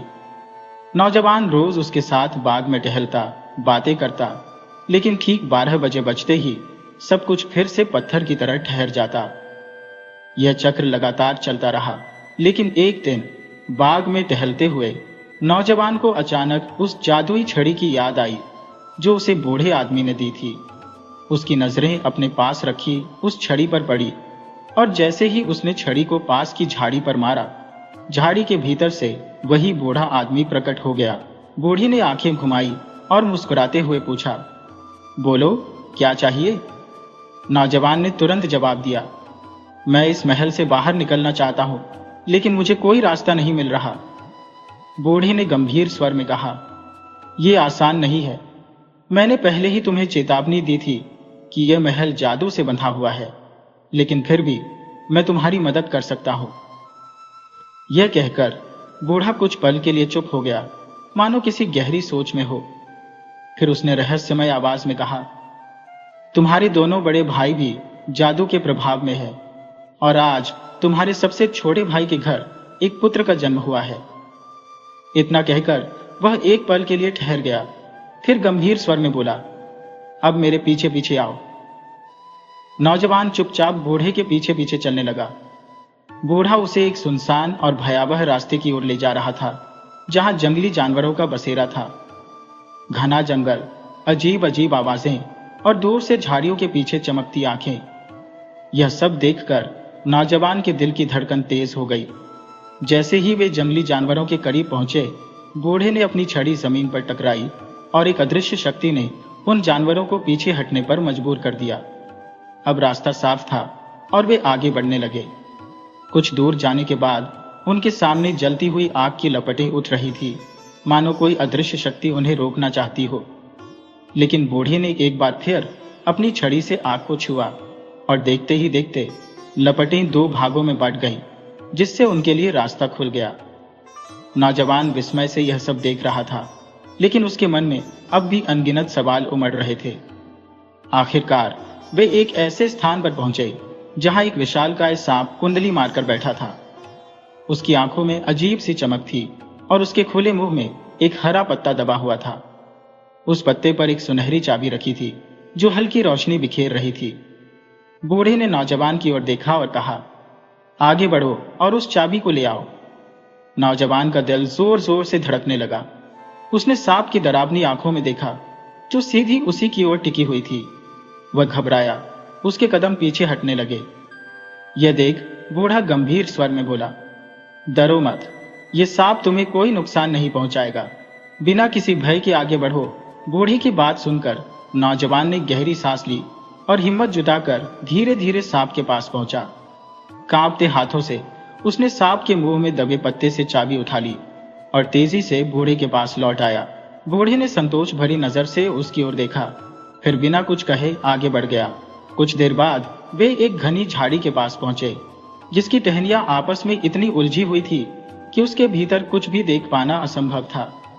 लेकिन जैसे ही बूढ़े ने अपनी छड़ी से झाड़ियों को छुआ, टहनियां अपने आप अलग हो गई और उनके सामने एक पुराना लकड़ी का दरवाजा प्रकट हो गया। नौजवान ने इस दरवाजे को पहले कभी नहीं देखा था। बूढ़ी ने आगे बढ़कर दरवाजा खोला और वे दोनों एक विशाल आंगन में दाखिल हो गए। अंदर का दृश्य देखकर नौजवान की आंखें आश्चर्य से फैल गई। जो लोग अब तक पत्थर में बदल चुके थे, वे अब एक एक करके जीवित होने लगे। वे अपने घोड़ों की लगाम पकड़कर अस्तबल की ओर बढ़ रहे थे, जैसे अभी अभी किसी शिकार यात्रा से लौटे हो। शाम होते ही बूढ़ा वहां से चला गया, लेकिन जाने से पहले उसने नौजवान से कहा, तुम्हारे बड़े भाई का बेटा अब 7 हफ्ते का हो चुका है। यह सुनकर नौजवान के मन में एक अजीब सी खुशी उमड़ आई। वह उत्साहित होकर महल की ओर बढ़ा और सीधा ऊपर की मंजिल पर पहुंचा। वहां जाकर उसने देखा कि एक महिला, जो पहले चरखा काता करती थी, अब एक नन्ही शिशु को झोले में सुलाने की कोशिश कर रही थी। माहौल में एक नई ऊर्जा थी और ऐसा लग रहा था जैसे महल फिर से जीवंत हो गया हो। सोने के कक्ष के बाहर ही उसे शहजादी मिल गई। वह पहले जैसी नहीं लग रही थी। अब उसकी आंखों में चमक थी और चेहरे पर संतोष की झलक। वह और बाकी सभी लोग जादू के प्रभाव से मुक्त हो चुके थे। रात होते होते जब सभी महल के बड़े कक्ष में बैठे बातचीत कर रहे थे, नौजवान के मन में एक सवाल उठा। उसने शहजादी से पूछा, तुम्हारी दूसरी दोनों बहनें कहाँ हैं? यह सुनते ही शहजादी के चेहरे पर उदासी छा गई। उसने धीमी आवाज में कहा, मुझे नहीं पता, मैंने उन्हें बहुत पहले खो दिया था। फिर वह थोड़ी देर चुप रही और उसी उदासी में उसने नौजवान से पूछा, तुम्हारे दोनों भाई कहाँ हैं? नौजवान ने जो कुछ भी अपने भाइयों के बारे में जाना था वही उसे बताया। रात का खाना खाते समय महल के बाहर अचानक किसी के आने की आहट सुनाई दी। जब दरवाजा खोला गया तो 2 अजनबी खड़े थे। उन्होंने विनम्रता से रात बिताने की अनुमति मांगी। नौजवान ध्यान से उनकी ओर देखने लगा और फिर जैसे ही उसने उनकी आंखों में देखा, उसके दिल की धड़कन तेज हो गई। ये दोनों अजनबी कोई और नहीं बल्कि उसके अपने ही खोए हुए भाई थे। वे भी उन पत्थर बने लोगों के साथ महल के नीचे कैद थे और अब जादू टूटने के बाद मुक्त हो चुके थे। उन्होंने दूर से महल में जलती हुई रोशनी देखी थी और रात्रि विश्राम के लिए यहाँ चले आए थे, ये जाने बिना कि यह महल ही उनका अपना ठिकाना बन जाएगा। जब तीनों भाइयों की नजरें आपस में मिली तो उनकी आंखों में भावनाओं का सैलाब उमड़ पड़ा। वर्षों बाद वे फिर से एक साथ खड़े थे।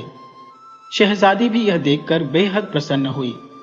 उसने पूरे उत्साह से उनका स्वागत किया, उन्हें आराम से बैठाया और उनकी खूब खातिरदारी की। भाई एक दूसरे को देखकर भाव विभोर थे, मानो सालों की दूरी एक ही पल में मिट गई हो। शहजादी ने उनके लिए महल में एक सुंदर कक्ष तैयार कराया और वे सब वर्षों बाद चैन की नींद सोए, बिना किसी भय और चिंता के। यह पहली रात थी जब इस महल में सच्चे सुख और शांति की अनुभूति हुई थी। अगली सुबह बड़े भाई की नजर खिड़की से बाहर गई तो उसने जंगल में वही महल देखा जहां उसने 3 दैत्यों को मार गिराया था। उसे देखकर पुरानी यादें ताजा हो गईं। इतने में उसका छोटा भाई भी वहां आ गया। उसने भी दूर तक नजर दौड़ाई तो उसे वह बस्ती दिखाई दी जहां उसका घर था, जहां उसकी पत्नी और बच्चे उसका इंतजार कर रहे थे। यह देखते ही दोनों भाइयों के दिल में घर लौटने की बेचैनी जाग उठी। वे तुरंत अपने छोटे भाई और शहजादी के पास गए और उनसे विदा लेने लगे। शहजादी ने मुस्कुराते हुए उन्हें आशीर्वाद दिया और उनका छोटा भाई भी उन्हें गले लगाकर विदा करने के लिए आगे आया। दोनों भाई खुशी खुशी अपने परिवार से मिलने के लिए रवाना हो गए। समय बीतने के साथ तीनों भाई अपने अपने महलों में बस गए, लेकिन उनका आपसी प्रेम बना रहा। वे अक्सर एक दूसरे से मिलने आते, सुख दुख शेयर करते और इस तरह उनका जीवन आनंद से बीतने लगा। उनके महल हंसी खुशी से गूंजते रहे और यदि वे अब तक जीवित होंगे तो शायद आज भी उसी तरह आनंदमय जीवन जी रहे होंगे। जहां एक ओर यह कहानी सुखद अंत की ओर बढ़ रही थी, वहीं दूसरी ओर उस विश्वासघाती दरबारी की सजा भी तय हो चुकी थी। राजा ने उसे कठोर दंड देने का आदेश दिया। 4 घोड़ों को बुलाया गया और उस धोखेबाज को उनके साथ बांध दिया गया। जैसे ही घोड़े दौड़े, उसका शरीर 4 अलग अलग दिशाओं में खींच गया। उसके शरीर के टुकड़ों को नगर के 4 प्रमुख राहों पर टांग दिया गया, ताकि पूरे राज्य को यह सीख मिले कि झूठ और विश्वासघात की सजा कितनी भयानक हो सकती है।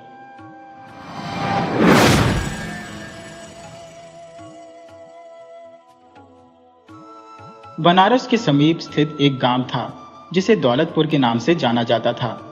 इस गांव में एक प्रख्यात पंडित निवास करते थे जिनका नाम शीतला प्रसाद पांड्य था। वे एक अत्यंत योग्य पंडित और तांत्रिक थे, साथ ही एक समृद्ध जमींदार भी थे। पंडित जी के 4 संतानें थी। सबसे बड़े बेटे का नाम जगदम्बा था, जो जमींदारी के कार्यों और कृषि गतिविधियों की देखरेख करते थे। दूसरे नंबर के बेटे का नाम हरिहर प्रसाद था, जो महाकवि व्यास के ग्रंथों, रामायण और महाभारत के पाठ आयोजित कराते थे और परिवार के सभी बाहरी और आंतरिक मामलों की जिम्मेदारी संभालते थे। तीसरे नंबर के बेटे का नाम बाल मुकुंद जी था, जो पिताजी के साथ गांव में पूजा पाठ और धार्मिक आयोजनों का संचालन करते थे। सबसे छोटे बेटे का नाम राधा कृष्ण था, जो रेलवे में गार्ड के रूप में मुंबई में कार्यरत थे। इन सभी बेटों के बच्चों को 3 माताओं के संरक्षण में पाला गया था, जिससे कुल मिलाकर परिवार में 8 बेटियां और 8 बेटे थे। सावित्री जी इस परिवार की सबसे बड़ी पुत्री थी। उनकी एक छोटी बहन और एक छोटा भाई था। जब सावित्री जी मात्र 10 वर्ष की थी, तब उनकी माता का निधन किसी बीमारी के कारण हो गया था। प्राचीन समय में बच्चों की शादी कम उम्र में ही कर दी जाती थी। सावित्री जी का विवाह 13 वर्ष की आयु में तय कर दिया गया था। उनके पति का नाम रामकुमार था, जिनकी उम्र उस समय केवल 17 वर्ष थी। रामकुमार जी के दादा का नाम केदारनाथ तिवारी था, जो एक महान पंडित और ज्योतिषी थे। वे धनी नहीं थे, परंतु एक संपन्न परिवार के सदस्य थे। रामकुमार जी के पिता एक वकील थे और कस्बे के न्यायालय में कार्यरत थे। रामकुमार जी छोटे भाई थे। उनसे छोटी उनकी बहन विद्या थी। सबसे बड़े भाई का नाम सुदर्शन था और दूसरे बड़े भाई का नाम कृष्ण कुमार था। दोनों बड़े भाई BHU में पढ़ाई कर रहे थे। रामकुमार जी, जो कि सागर बुद्धि के थे, उस समय 11वीं कक्षा के छात्र थे। 11वीं कक्षा का उस समय बोर्ड का परीक्षा हुआ करती थी। गांव में उस समय विद्यालय नहीं होते थे, इसलिए राम कुमार अपने पिता के साथ ही के कस्बे के विद्यालय में पढ़ते थे और पिता के साथ ही रहते थे। शनिवार की शाम को वे अपने गांव लौट जाते थे और सोमवार को पुनः वापस आ जाते थे। अपने अपने कार्यों में व्यस्त रहते थे। प्राचीन समय में लड़कियों की शिक्षा पर विशेष ध्यान नहीं दिया जाता था, इसलिए सावित्री जी की शिक्षा दीक्षा घर पर ही होती थी। वे अक्षर ज्ञान प्राप्त कर चुकी थी। रामायण पढ़ने के साथ साथ पत्र लिखना भी सीख चुकी थी। घर में रहते हुए बेटियां घरेलू कार्यों के अतिरिक्त कढ़ाई और बुनाई भी सीखने की कोशिश करती थी। विवाह कम उम्र में कर दिए जाते थे, लेकिन लड़कियों को ससुराल नहीं भेजा जाता था। कुछ वर्षों के पश्चात किसी विशिष्ट अनुष्ठान के तहत सावित्री जी को अत्यधिक धन, वस्त्र और उपहारों के साथ ससुराल भेजा गया। इस बीच वे अपने परिवार के संरक्षण में रही। सावित्री जी को 3 वर्षों के बाद ससुराल भेजा जाने वाला था और घर की स्त्रियों की जिम्मेदारी सौंपी गई थी। रवि ने सावित्री जी को कम से कम दाल चावल बनाने की विधि सिखाने की सलाह दी। एक दिन निर्धारित किया गया कि सावित्री को खाना पकाना होगा।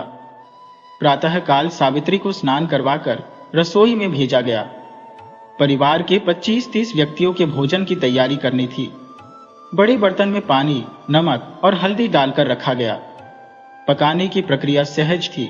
अब चावल की बारी थी। एक पीतल के बड़े बर्तन में पानी भरकर रखा गया और चाची ने कहा कि जब पानी उबालने लगे तो सारा चावल डाल देना। सावित्री ने ऐसा ही किया और फिर बर्तन को पत्थर से ढक दिया। जब पानी उबालने लगा तो बर्तन से पानी बाहर आने लगा। अब 13-14 साल की बच्ची का मन काम करने लगा। उसने पत्थर पर हाथ रखकर दबाया। लंबे समय तक दबाए रखने के कारण उसका हाथ जलकर लाल हो गया। चाची ने इस बारे में बता दिया था। किसी तरह दाल और चावल पक गए, पर सावित्री का हाथ जल गया और दोनों हथेलियों में छाले पड़ गए। वह दर्द से तड़प रही थी। हाथ जलने के कारण उसे खाना बनाने से मना कर दिया गया। कुछ दिनों के उपचार के बाद जब हाथ ठीक हुआ तो परिवार ने निर्णय लिया कि सावित्री को खाना बनाना सिखाने के लिए मामा के घर भेजा जाए। इस प्रकार सावित्री अपने मामा के यहाँ चली गई। मामा का घर व्यापारिक गतिविधियों का केंद्र था। मामा जी बनारस शहर के 80 नंबर मोहल्ले में रहते थे और बनारस हिंदू विश्वविद्यालय में पढ़ाई कर रहे थे। वही और उनकी पत्नी वहीं निवास करते थे। परिवार के अन्य सदस्य बनारस के निकट किसी गांव में रहते थे, जो उनका पैतृक गांव था। बनारस के 80 नंबर मोहल्ले में रहते हुए सावित्री ने विभिन्न प्रकार के खान पान की शिक्षा प्राप्त की। इसी बीच राम कुमार की परीक्षा का परिणाम समाचार पत्र में प्रकाशित हुआ। इसमें लिखा था, प्रथम श्रेणी में प्रथम राम कुमार तिवारी। इससे सावित्री के घर में खुशी की लहर दौड़ गई। राम कुमार जैसे प्रतिभाशाली विद्यार्थी का नाम बनारस हिंदू विश्वविद्यालय के विज्ञान कॉलेज में दर्ज करवा दिया गया। उन्होंने अपने बड़े भाइयों के साथ रहकर गंभीरता से पढ़ाई की। सावित्री जी के विवाह के 3 वर्ष बाद निर्धारित समय पर उन्हें ससुराल भेज दिया गया। साथ में परिवार वालों के लिए वस्त्र, मिठाइयाँ, पकवान, घर गृहस्थी का सामान और अनेक उपहार भेजे गए। सावित्री की ससुराल में सभी लोग अत्यंत अच्छे और स्नेही थे। ससुर के अलावा ददिया, सास और ससुर भी थे। सावित्री जी अपने घर में भाई बहनों में सबसे बड़ी थी, परंतु यहाँ सबसे छोटी थी। उनकी 2 जेठानियां और एक ननद विद्या भी थी। हालांकि सभी लोग बहुत प्यार करते थे, लेकिन घर में बहुत काम करना पड़ता था और सबकी सेवा भी करनी होती थी। सुबह से शाम तक सावित्री जी थक जाती थी। उनकी सास बहुत अच्छी थी, जो सावित्री को अपनी बेटी की तरह मानती थी और अपने पास सुलाती थी। राम कुमार जी BA में पढ़ाई कर रहे थे। 3 वर्षों की पढ़ाई के बाद वे BSSC की परीक्षा में गोल्ड मेडल प्राप्त कर प्रथम श्रेणी में पास हो गए। जीवन में सब कुछ सहज नहीं होता। नियति कभी न कभी कुछ अप्रत्याशित घटित कर देती है। राम कुमार के पिता एक सफल वकील थे और उनकी आय बहुत अधिक थी, जिससे परिवार संपन्न था। किसी प्रकार की कमी महसूस नहीं होती थी। लेकिन अचानक उनकी तबीयत बिगड़ने लगी। कई जांचों के बाद पता चला कि उन्हें तपेदिक की बीमारी हो गई है, जो उस समय एक जानलेवा बीमारी थी। जब इसका पता चला, तब तक उनके दोनों फेफड़े बुरी तरह संक्रमित हो चुके थे। अब उनका कोर्ट और कचहरी जाना बंद हो गया था, जिससे आमदनी भी समाप्त हो गई थी। राम कुमार जी के दादा पूजा पाठ और पंडिताई करके जीविका अर्जित करते थे। हालांकि एक विशाल परिवार का खर्च, 3 बच्चों की शिक्षा और एक बेटी के विवाह का बोझ भी उनके ऊपर था। इसी बीच एक मरीज के इलाज और खान पान का खर्च भी उनकी जिम्मेदारी बन गया था। फिर भी उन्होंने साहस बनाए रखा और संकल्पित रहे कि जो भी होगा देखा जाएगा। प्रारंभ में वकील साहब का इलाज घर पर ही किया जा रहा था। बीएचयू में नियमित चेकअप आवश्यक था, लेकिन स्थिति बिगड़ने पर उन्हें बीएचयू में भर्ती कराना पड़ा। वकील साहब के सभी पुत्र और माता पिता उनकी सेवा में लगे रहे, परंतु नियति के आगे किसी की नहीं चली। अत्यधिक चिकित्सा के बाद भी वकील साहब की मृत्यु हो गई, जिससे परिवार गहरे शोक में डूब गया। अब राम कुमार की शिक्षा पर भारी खर्च आना था। बीएसएससी में प्रथम स्थान प्राप्त करने के बाद राम कुमार को इंजीनियरिंग के लिए प्रवेश लेना था। दादाजी ने कई लोगों से सलाह ली कि क्या किया जाए। प्रवेश के दिन रुपए 5,000 की आवश्यकता थी, क्योंकि इंजीनियरिंग के लिए हॉस्टल लेना अनिवार्य था। सुबह राम कुमार जी अपने गांव से तैयार होकर निकले। दादी ने दही गुड़ खिलाकर माथे पर तिलक किया और वे दादाजी से मिलने गए। दादाजी पैसे की व्यवस्था कर रहे थे। राम कुमार जी ने दादाजी के चरण छूकर आशीर्वाद लिया और कहा कि वे प्रवेश लेने जा रहे हैं। दादाजी ने अपनी भाषा में पूछा, भैया कितने रुपए लगेंगे? राम कुमार जी ने कहा, रुपए 5,000 की जरूरत है, जिससे दादाजी चिंतित हो गए और पैसे की थैली आंगन में फेंक दी। थैली के खुलने पर चांदी बिखर गई। ये देखकर राम कुमार जी की आंखें भर आई और वे कमरे में लौट आए। सावित्री जी, जो मायके से आती जाती रहती थी, ने जो धन जमा किया था वह राम कुमार जी को सौंप दिया। हालांकि राशि रुपये 2,000 से अधिक थी, फिर भी यह पर्याप्त नहीं थी। राम कुमार जी उस पैसे के साथ ट्रेन में बैठ गए, क्योंकि इंजीनियरिंग के प्रवेश का अंतिम दिन था। ट्रेन में कुछ स्टेशन बाद सावित्री के चाचा चढ़े और राम कुमार जी ने उनके पैर छूकर प्रणाम किया। हालचाल पूछने के बाद चाचा जी ने यात्रा की वजह पूछी। राम कुमार जी ने सुबह की सारी घटना बताई और चाचा जी ने अगले स्टेशन पर कुछ रुपये दिए। राम कुमार जी बनारस पहुंच गए, लेकिन इंजीनियरिंग कॉलेज में प्रवेश की समस्या ज्यों की त्यों रही। कॉलेज पहुंचकर प्रिंसिपल से मिले और कहा कि वे आज प्रवेश नहीं ले सकेंगे। प्रिंसिपल ने समस्या पूछी और राम कुमार ने कहा कि उनके पास आवश्यक पैसे नहीं है। उन्होंने प्रस्तावित किया कि अगर वे एमएसएससी में प्रवेश लें तो फीस माफ हो सकती है।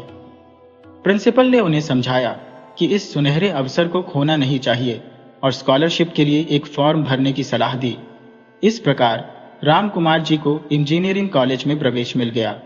उनकी पत्नी की सहायता ने भी बड़ा योगदान दिया। इसके बाद राम कुमार ने इंजीनियरिंग की पढ़ाई पूरी की और नौकरी की तलाश में कलकत्ता चले गए। नई इंजीनियर के लिए नौकरी पाना आसान नहीं होता। कलकत्ता जैसे विशाल शहर में जुगाड़ करने के लिए काफी मेहनत करनी पड़ती थी।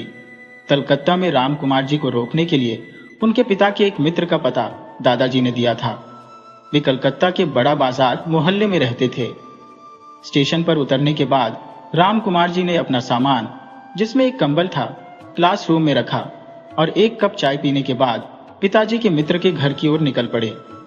स्टेशन पर पूछने पर पता चला कि बड़ा बाजार ट्राम से पहुंचा जा सकता है। ट्राम बस की तरह 1-2 मंजिला वाहन थी, जो संभवतः इलेक्ट्रिक से चलती थी और 20 मिनट में बड़ा बाजार पहुंच गई।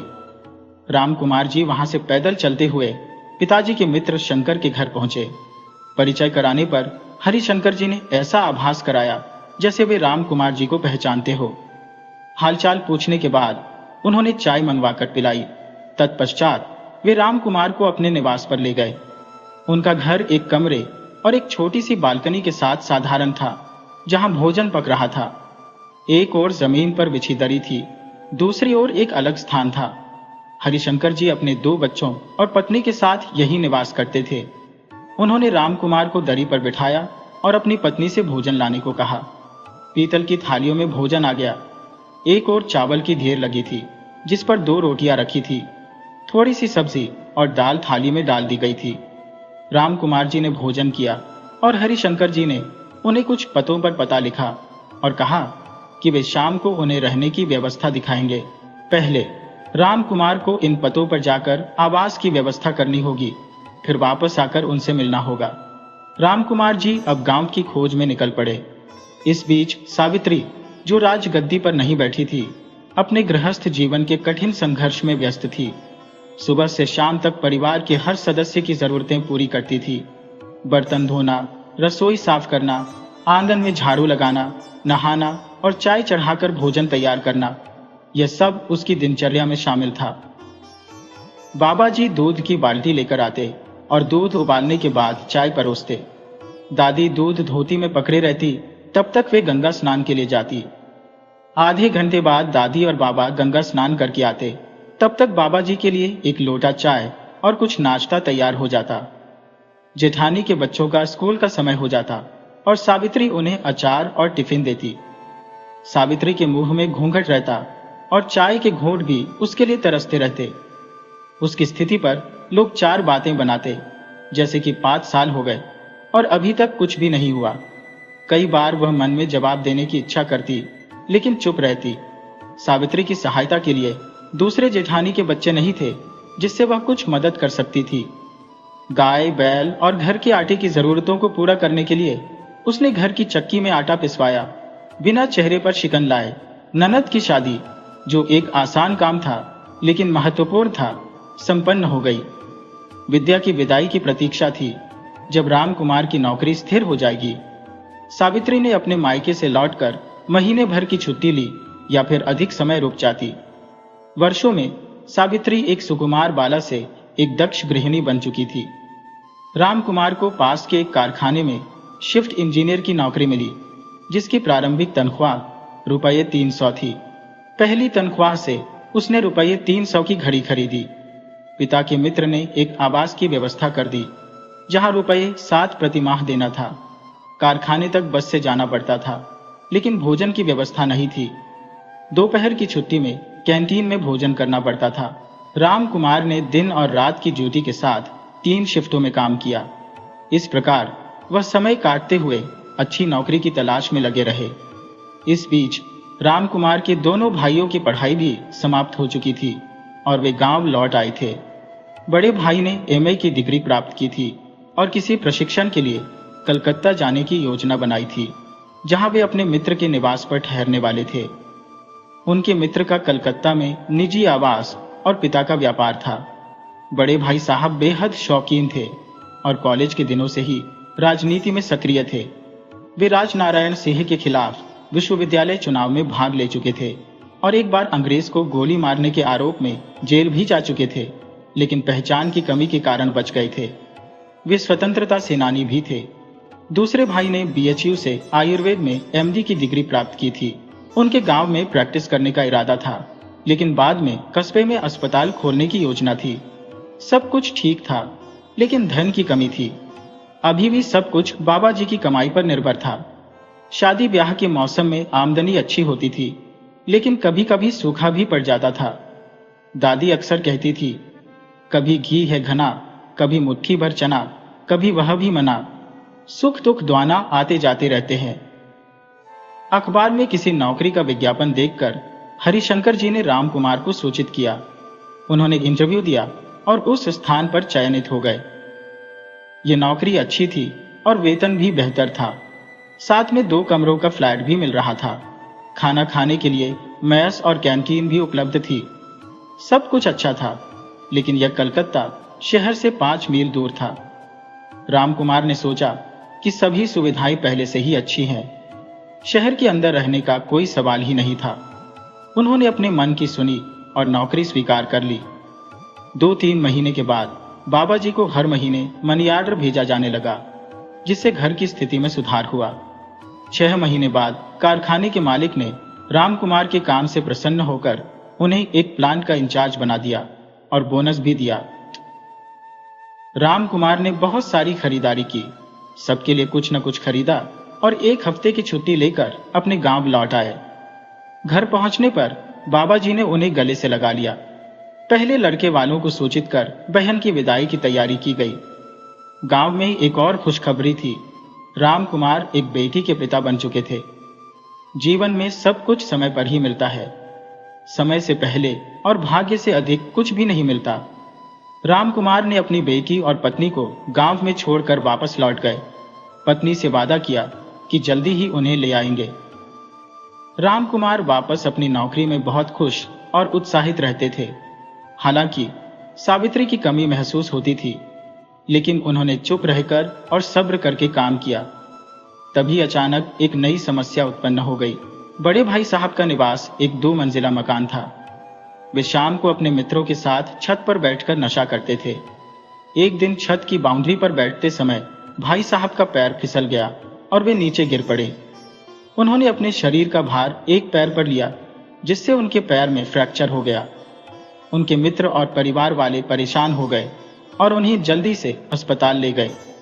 अस्पताल में दाखिल करने के बाद मित्र के परिवार ने रामकुमार को सूचित किया। जब रामकुमार अस्पताल पहुंचे, भाई साहब का ऑपरेशन चल रहा था, जिससे वे उनसे मिल न सके।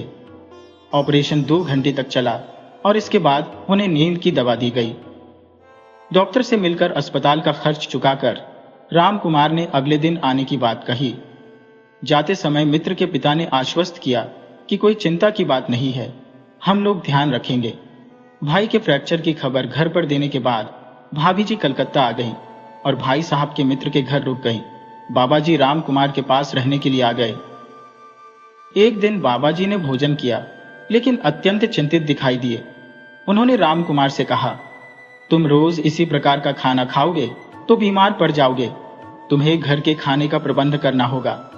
बाबा जी ने वापस गांव लौटते हुए घोषणा की कि 10 दिन बाद वे बड़ी बहू को लेने आएंगे और गांव जाकर दादी से कहा कि छोटी बहू को तैयार कर दो। 10 दिन बाद वह कलकत्ता के लिए रवाना होंगी।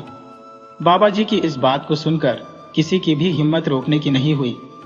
10 दिन बाद बाबा जी ने सावित्री को अपने बच्चे के साथ कलकत्ता जाने के लिए तैयार किया, लेकिन घर छोड़ने का उन्हें अत्यंत दुख हो रहा था।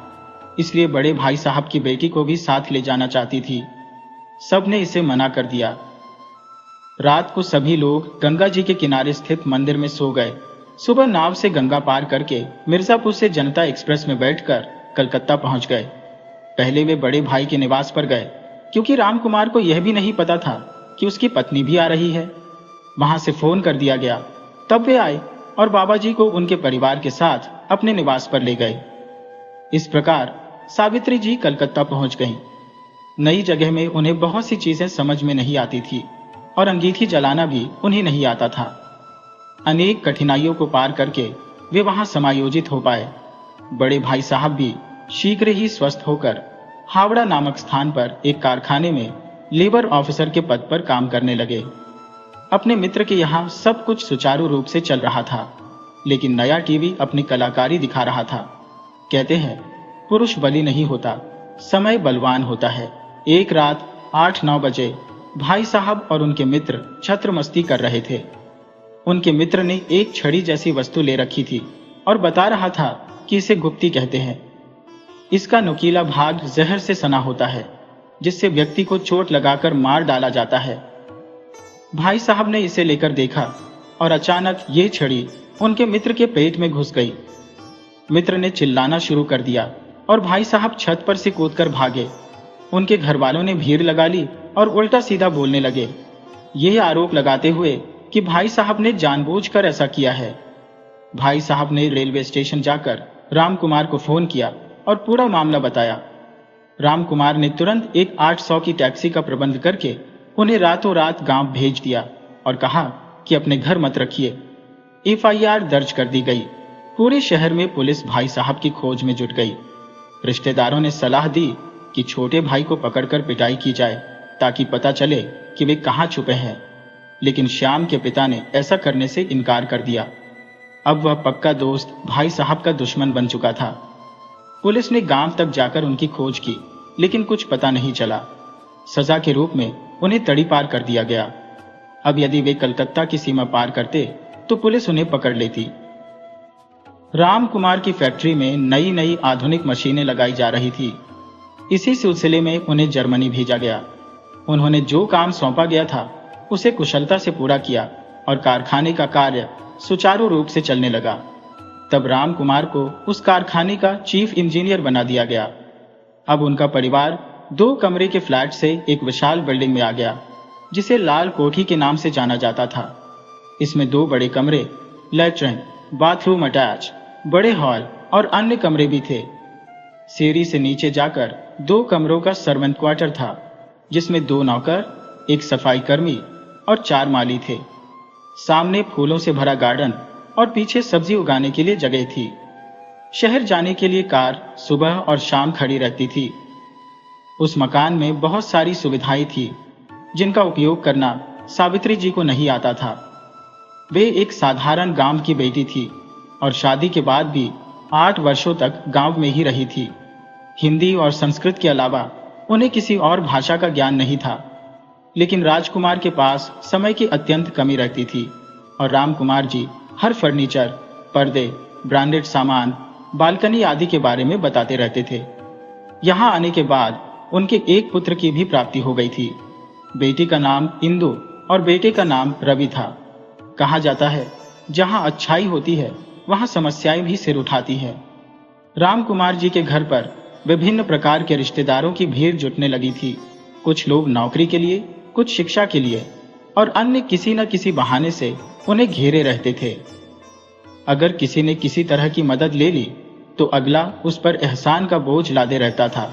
शुरू में हरिशंकर जी से सहायता लेने के बदले उनके भाई उमाशंकर जी को नौकरी दिलवाकर घर में रखना पड़ा। कुछ लोग दूसरों की सफलता को सहन नहीं कर पाते और बाधाएं उत्पन्न करने की कोशिश करते हैं। इसी प्रकार फैक्ट्री का मैनेजर मन ही मन रामकुमार जी को हटाने की योजना में लग गया और अपने भतीजे को उनकी जगह लाना चाहता था। जीवन फिर एक नई करवट लेने की स्थिति में था। काम के अत्यधिक बोझ और आराम की कमी के कारण रामकुमार जी को थकावट और कमजोरी का एहसास होने लगा। ये समस्याएं धीरे धीरे बढ़ती गईं।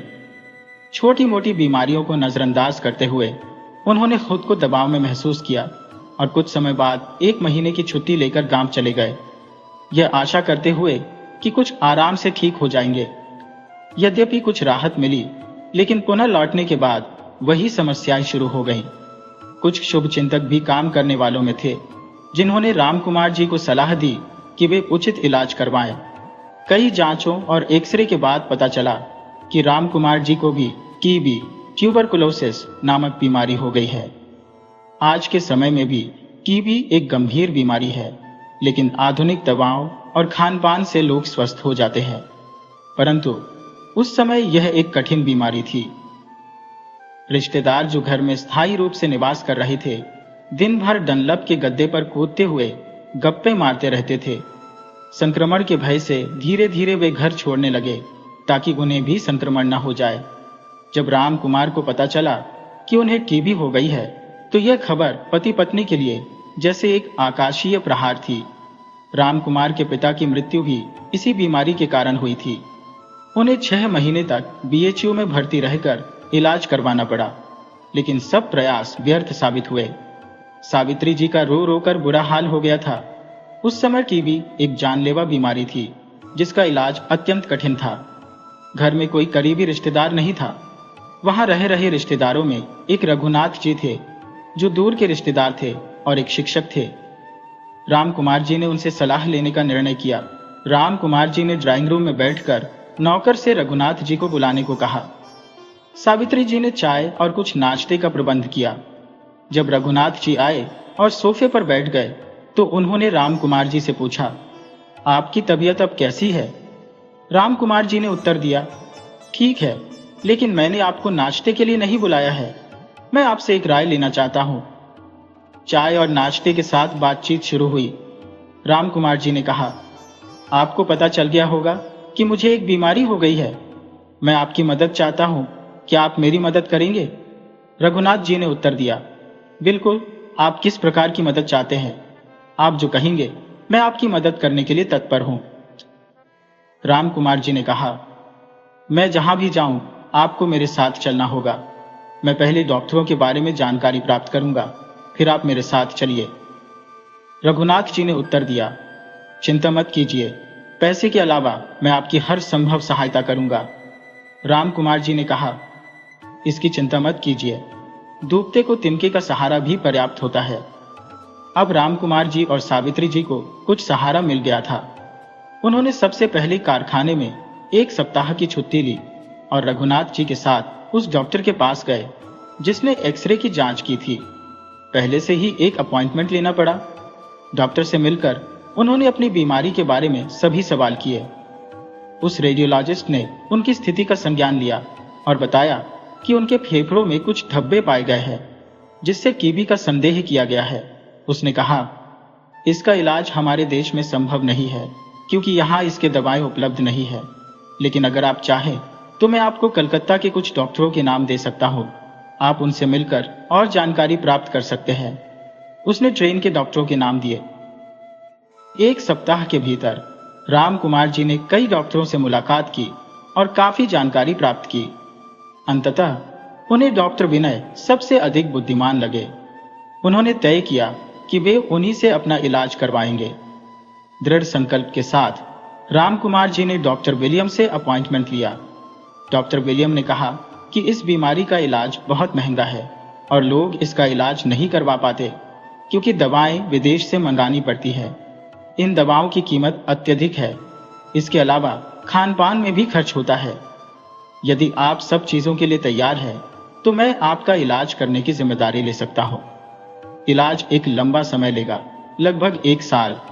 यदि आप बीच में लापरवाही करते हैं या इलाज छोड़ देते हैं तो मरीज का ठीक होना असंभव हो जाता है। दवा के साथ साथ दुआ भी जरूरी है। यदि सब कुछ सही रहा तो आप ठीक हो सकते हैं। घर लौटकर रामकुमार ने अपनी पत्नी से इस पर विचार किया। उन्होंने निर्णय लिया कि वे डॉक्टर विलियम से इलाज करवाएंगे। इस बीमारी के बारे में जानकारी प्राप्त करने के लिए उन्होंने कई किताबें मंगवाई क्योंकि सावित्री भी इसके बारे में जानना चाहती थी। सारी किताबें हिंदी में थी क्योंकि सावित्री केवल हिंदी जानती थी।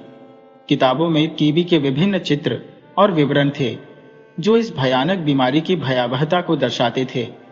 इसके कीटाणु सांस के माध्यम से शरीर के फेफड़ों में प्रवेश करते हैं और धीरे धीरे कमजोर कर देते हैं। रामकुमार जी और सावित्री ने इस बीमारी को जड़ से समाप्त करने का निश्चय किया। डॉक्टर विलियम की सलाह मानते हुए उन्होंने इलाज शुरू किया।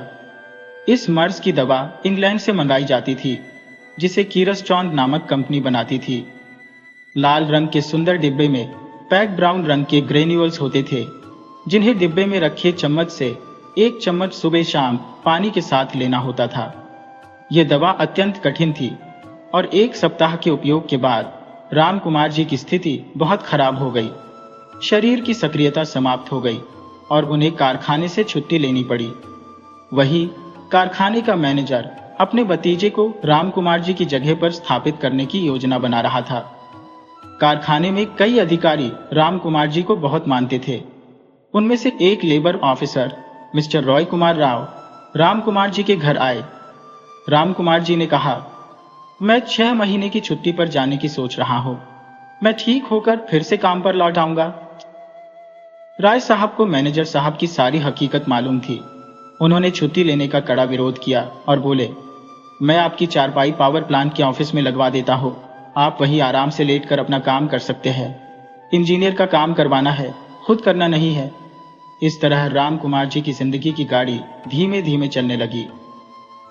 डॉक्टर ने उन्हें मांसाहारी भोजन का सुझाव दिया, लेकिन वो तो शुद्ध शाकाहारी ब्राह्मण थे। उनके लिए मीट, मांस, मछली और अंडा छूना भी पाप था। खाने का तो सवाल ही नहीं। दूध, दही वो खा सकते थे, लेकिन ताकतवर दवा बिना ताकतवर भोजन के असर नहीं करती। सावित्री जी ने भी सोचा कि जो करना पड़े किया जाएगा, लेकिन बीमारी से छुटकारा पाना ही होगा। रामकुमार जी के भाई को कलकत्ता की सीमा में प्रवेश की इजाजत नहीं थी, परंतु बाहर रह सकते थे। जब उन्हें रामकुमार जी की बीमारी का पता चला तो किसी तरह वहां पहुंचे और कुछ मदद मिली। सावित्री जी ने नौकर से एक बार में 8 अंडे मनवाकर फ्रिज में रख दिए। भाई साहब एक अंडे को दूध में मिलाकर रामकुमार जी को पीला देते थे और उन्हें पता भी नहीं चलता कि वो दूध के साथ अंडा पी रहे हैं। सावित्री जी ने अपने बच्चों को नौकरों के भरोसे छोड़ दिया और दिन भर रामकुमार जी के लिए कुछ न कुछ पकाती रहती थी। मुंह का स्वाद खराब होने की वजह से वो खा नहीं पाते थे, लेकिन किसी तरह सावित्री जी उन्हें खिलाती पिलाती रहती थी। रामकुमार जी की सारी तनख्वाह उनके इलाज में ही खर्च हो जाती थी। पहले वो सावित्री को रुपये 250 घर खर्च के लिए देते थे, जिसमें से कुछ बचा लेती थी। अब उन्हीं पैसों से घर का खर्च चल रहा था। धीरे धीरे 1 महीना बीत गया और फिर से एक्सरे करवाया गया। बीमारी में मामूली सुधार हुआ था, लेकिन अभी 2 साल तक इलाज कराना था। राम कुमार जी की हालत में सुधार हो रहा था, पर रात को कभी कभी उल्टियां हो जाती थी और हरारत बनी रहती थी। बार बार डॉक्टर के पास जाना पड़ता था और डॉक्टर साहब आराम के लिए और दवाइयां बढ़ा देते थे। सावित्री जी भी परेशान थी। जो भी उपाय लोग बताते वो करती जाती थी। बहुत से व्रत और उपवास भी रख रही थी। गांव से बड़े भाई साहब के एक मित्र सिद्दीकी जी आए। उन्होंने भी एक उपाय बताया। उन्होंने कहा, बेटी, रोज सुबह उठकर नहाकर गर्म पानी से मरीज के पैर और सिर धोकर उस पानी को एक बर्तन में रखकर किसी पीपल या बरगद के पेड़ की जड़ में डालाओ। 1.25 महीने तक बिना नागा के ऐसा करते रहो, चमत्कार हो जाएगा। सावित्री जी ने इसे भी पूरी लगन से किया। उनका मकान हुगली नदी के किनारे था। 4-5 सीढ़ियां चढ़कर सड़क पर जाना पड़ता था। सुबह 5 बजे उठकर वो नहाती, जैसा उस फकीर ने बताया था, और 3 किलोमीटर पैदल चलकर पीपल के पेड़ की जड़ में पानी डालाती थी। कुछ पंडितों ने भी कहा कि शिव जी का रुद्राभिषेक और महामृत्युंजय का पाठ करवाओ, सब बाधाएं दूर हो जाएंगी। सावित्री जी दुविधा में थी। इतनी सारी बातों से उनका दिमाग चकरा जाता था। ईश्वर से राम कुमार जी के स्वास्थ्य लाभ की प्रार्थना सावित्री जी निरंतर करती रही। कई रिश्तेदार बारी बारी से मिलने आते। ऐसा लगता था जैसे वे राम कुमार जी का अंतिम दर्शन करने आए हो। यह सब सावित्री जी को बिल्कुल भी अच्छा नहीं लगता था, मगर उनके पास रोने के अलावा और कोई उपाय नहीं था। लोगों की बातें सुनकर सावित्री जी सोचती कि टोने टोटके करने के बजाय मरीज की देखभाल पर ध्यान दिया जाए, लेकिन सबको हाँ भी कह देती थी। वो देवी देवताओं में आस्था रखती थी और सोचती थी कि जब मेरे पति स्वस्थ हो जाएंगे तब मैं विंध्याचल माता के दर्शन करने जाऊंगी और शंकर भगवान का रुद्राभिषेक कराऊंगी। लेकिन महामृत्युंजय का जाप उन्होंने तुरंत करवाने का निश्चय किया, क्योंकि कहते हैं कि यह जाप सुनकर इंसान मौत के मुंह से भी वापस आ सकता है। इतने सारे उपाय किए जा रहे थे, तब बाबा जी को खबर कैसे नहीं मिलती? बाबा जी भी जल्दी से आ गए और साथ में राम कुमार जी की इकलौती बहन भी आ पहुंची। जिस दिन बाबा जी घर आए, सावित्री जी पूरे दिन की थकी हुई थी और थोड़ी देर आराम करने के लिए हॉल के कोने में लगे बिस्तर पर लेटी हुई थी। बाबा जी अचानक दूर से चिल्लाते हुए घर में दाखिल हुए। उनकी आवाज से घबराकर सावित्री जी बिस्तर से नीचे गिर गई। बाबा जी के सामने आज भी वो पर्दा करती थी। चोट लगने के बावजूद वे जमीन पर ही बैठी रह गई। बाबा जी अपने पोते को पकड़कर जोर जोर से रोने लगे। उन्होंने अपना बेटा इसी बीमारी में खो दिया था और अब वो अपने पोते को खोने के डर से रो रहे थे। किसी तरह बड़े भाई साहब ने उन्हें संभाला। सावित्री जी की ननद बेटे के जन्म के बाद पहली बार मिल रही थी। दूसरे दिन जब सभी लोग इधर उधर चले गए तो राम कुमार जी की बहन सावित्री जी से कहने लगी, भाभी, तुम्हारा बेटा हुआ, लेकिन तुमने हमें कोई नेक नहीं दिया। सावित्री जी ने कहा, तुम मिले ही नहीं तो कहां से देती? बहन ने कहा, तो अभी दे दो ना। सावित्री जी ने कहा, भैया के ठीक हो जाने दो, तब दे दूंगी। तो बहन ने कहा, जब मर जाएंगे तब क्या दोगी? सावित्री जी दुखी होकर रोने लगी और गले की मटर माला उतार कर फेंक दी। जाने कैसी बहन थी। राम कुमार जी के इलाज के साथ साथ पूजा पाठ, तंत्र मंत्र भी चल रहा था, जिससे किसी तरह वो ठीक हो जाए। बाबा जी राम कुमार को गांव ले जाना चाहते थे, परंतु सावित्री जी ने एकदम मना कर दिया। उन्होंने कहा, डॉक्टर ने 6 महीने का समय दिया है, 6 महीने के बाद ही वो यहां से जा सकेंगे। इलाज पूरा करना आवश्यक है। बाबा जी रोते धोते अपनी पोती के साथ वापस चले गए। इधर सावित्री जी ने पंडितों से विचार विमर्श करके महामृत्युंजय का पाठ शुरू करवा दिया और संकल्प ले लिया। साथ में 36,000 मंत्रों का जाप करने के लिए ब्राह्मणों को बुलाया गया। 11 दिनों तक पाठ चला और उसके पश्चात समापन हुआ। ब्राह्मणों को भोजन करवाकर उन्हें दान दक्षिणा और वस्त्र देकर विदा किया गया। पता नहीं इसका कुछ प्रभाव पड़ा या नहीं, पर मन को शांति अवश्य मिली। इलाज करते करते 3 महीने बीत चुके थे। अब तक इतना सुधार हो गया था कि राम कुमार जी चलकर बरामदे में बैठने लगे थे। सावित्री जी को विश्वास हो गया था कि वो अवश्य स्वस्थ हो जाएंगे। उनका व्रत उपवास भी चल रहा था। यह एक अद्भुत बात थी कि जिस पेड़ में सावित्री जी वो पानी डालती थी वह भी अब सूख चुका था। ऐसा लगता था कि उसे भी टीबी के कीटाणुओं ने जकड़ लिया हो। सावित्री जी बेहद कमजोर हो चुकी थी, मगर उन्होंने बीमारी को अपने ऊपर हावी नहीं होने दिया। उन्होंने अपने दोनों बच्चों की चिंता छोड़ दी थी, जिन्हें एक नौकर और एक बूढ़ी नौकरानी देखभाल कर रहे थे।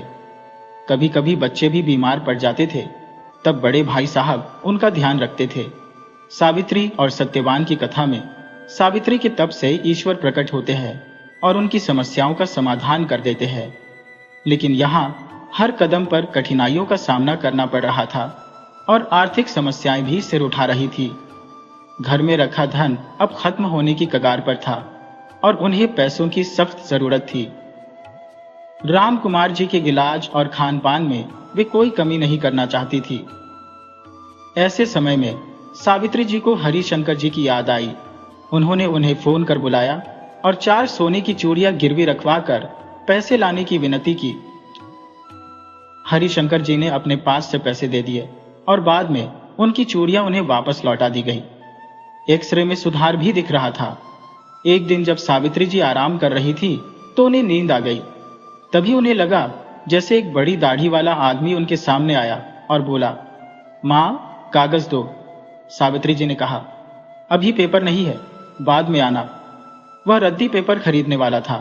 उसने एक स्लेट पर कुछ लिखा और कहा, अभी बहुत समय बाकी है।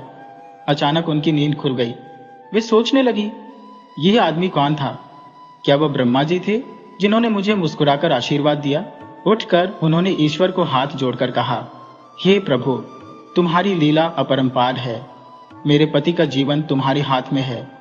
उस समय उनकी आंखों से आंसू बह रहे थे।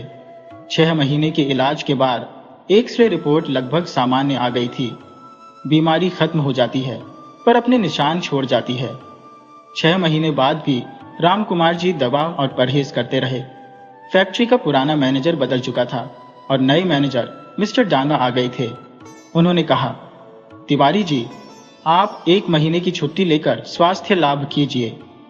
फिर जब बाबा जी मिलने आए तो राम कुमार जी अपने परिवार के साथ गांव चले गए।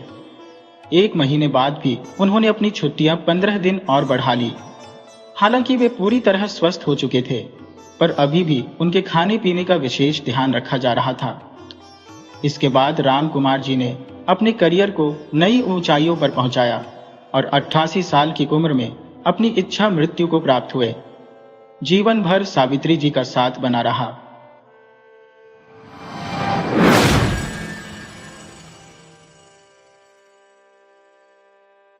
वीडियो अच्छी लगे हो तो इसे लाइक करें और ऐसी ही मज़ेदार कहानियों के लिए चैनल को सब्सक्राइब करें और बेल आइकन दबाएं।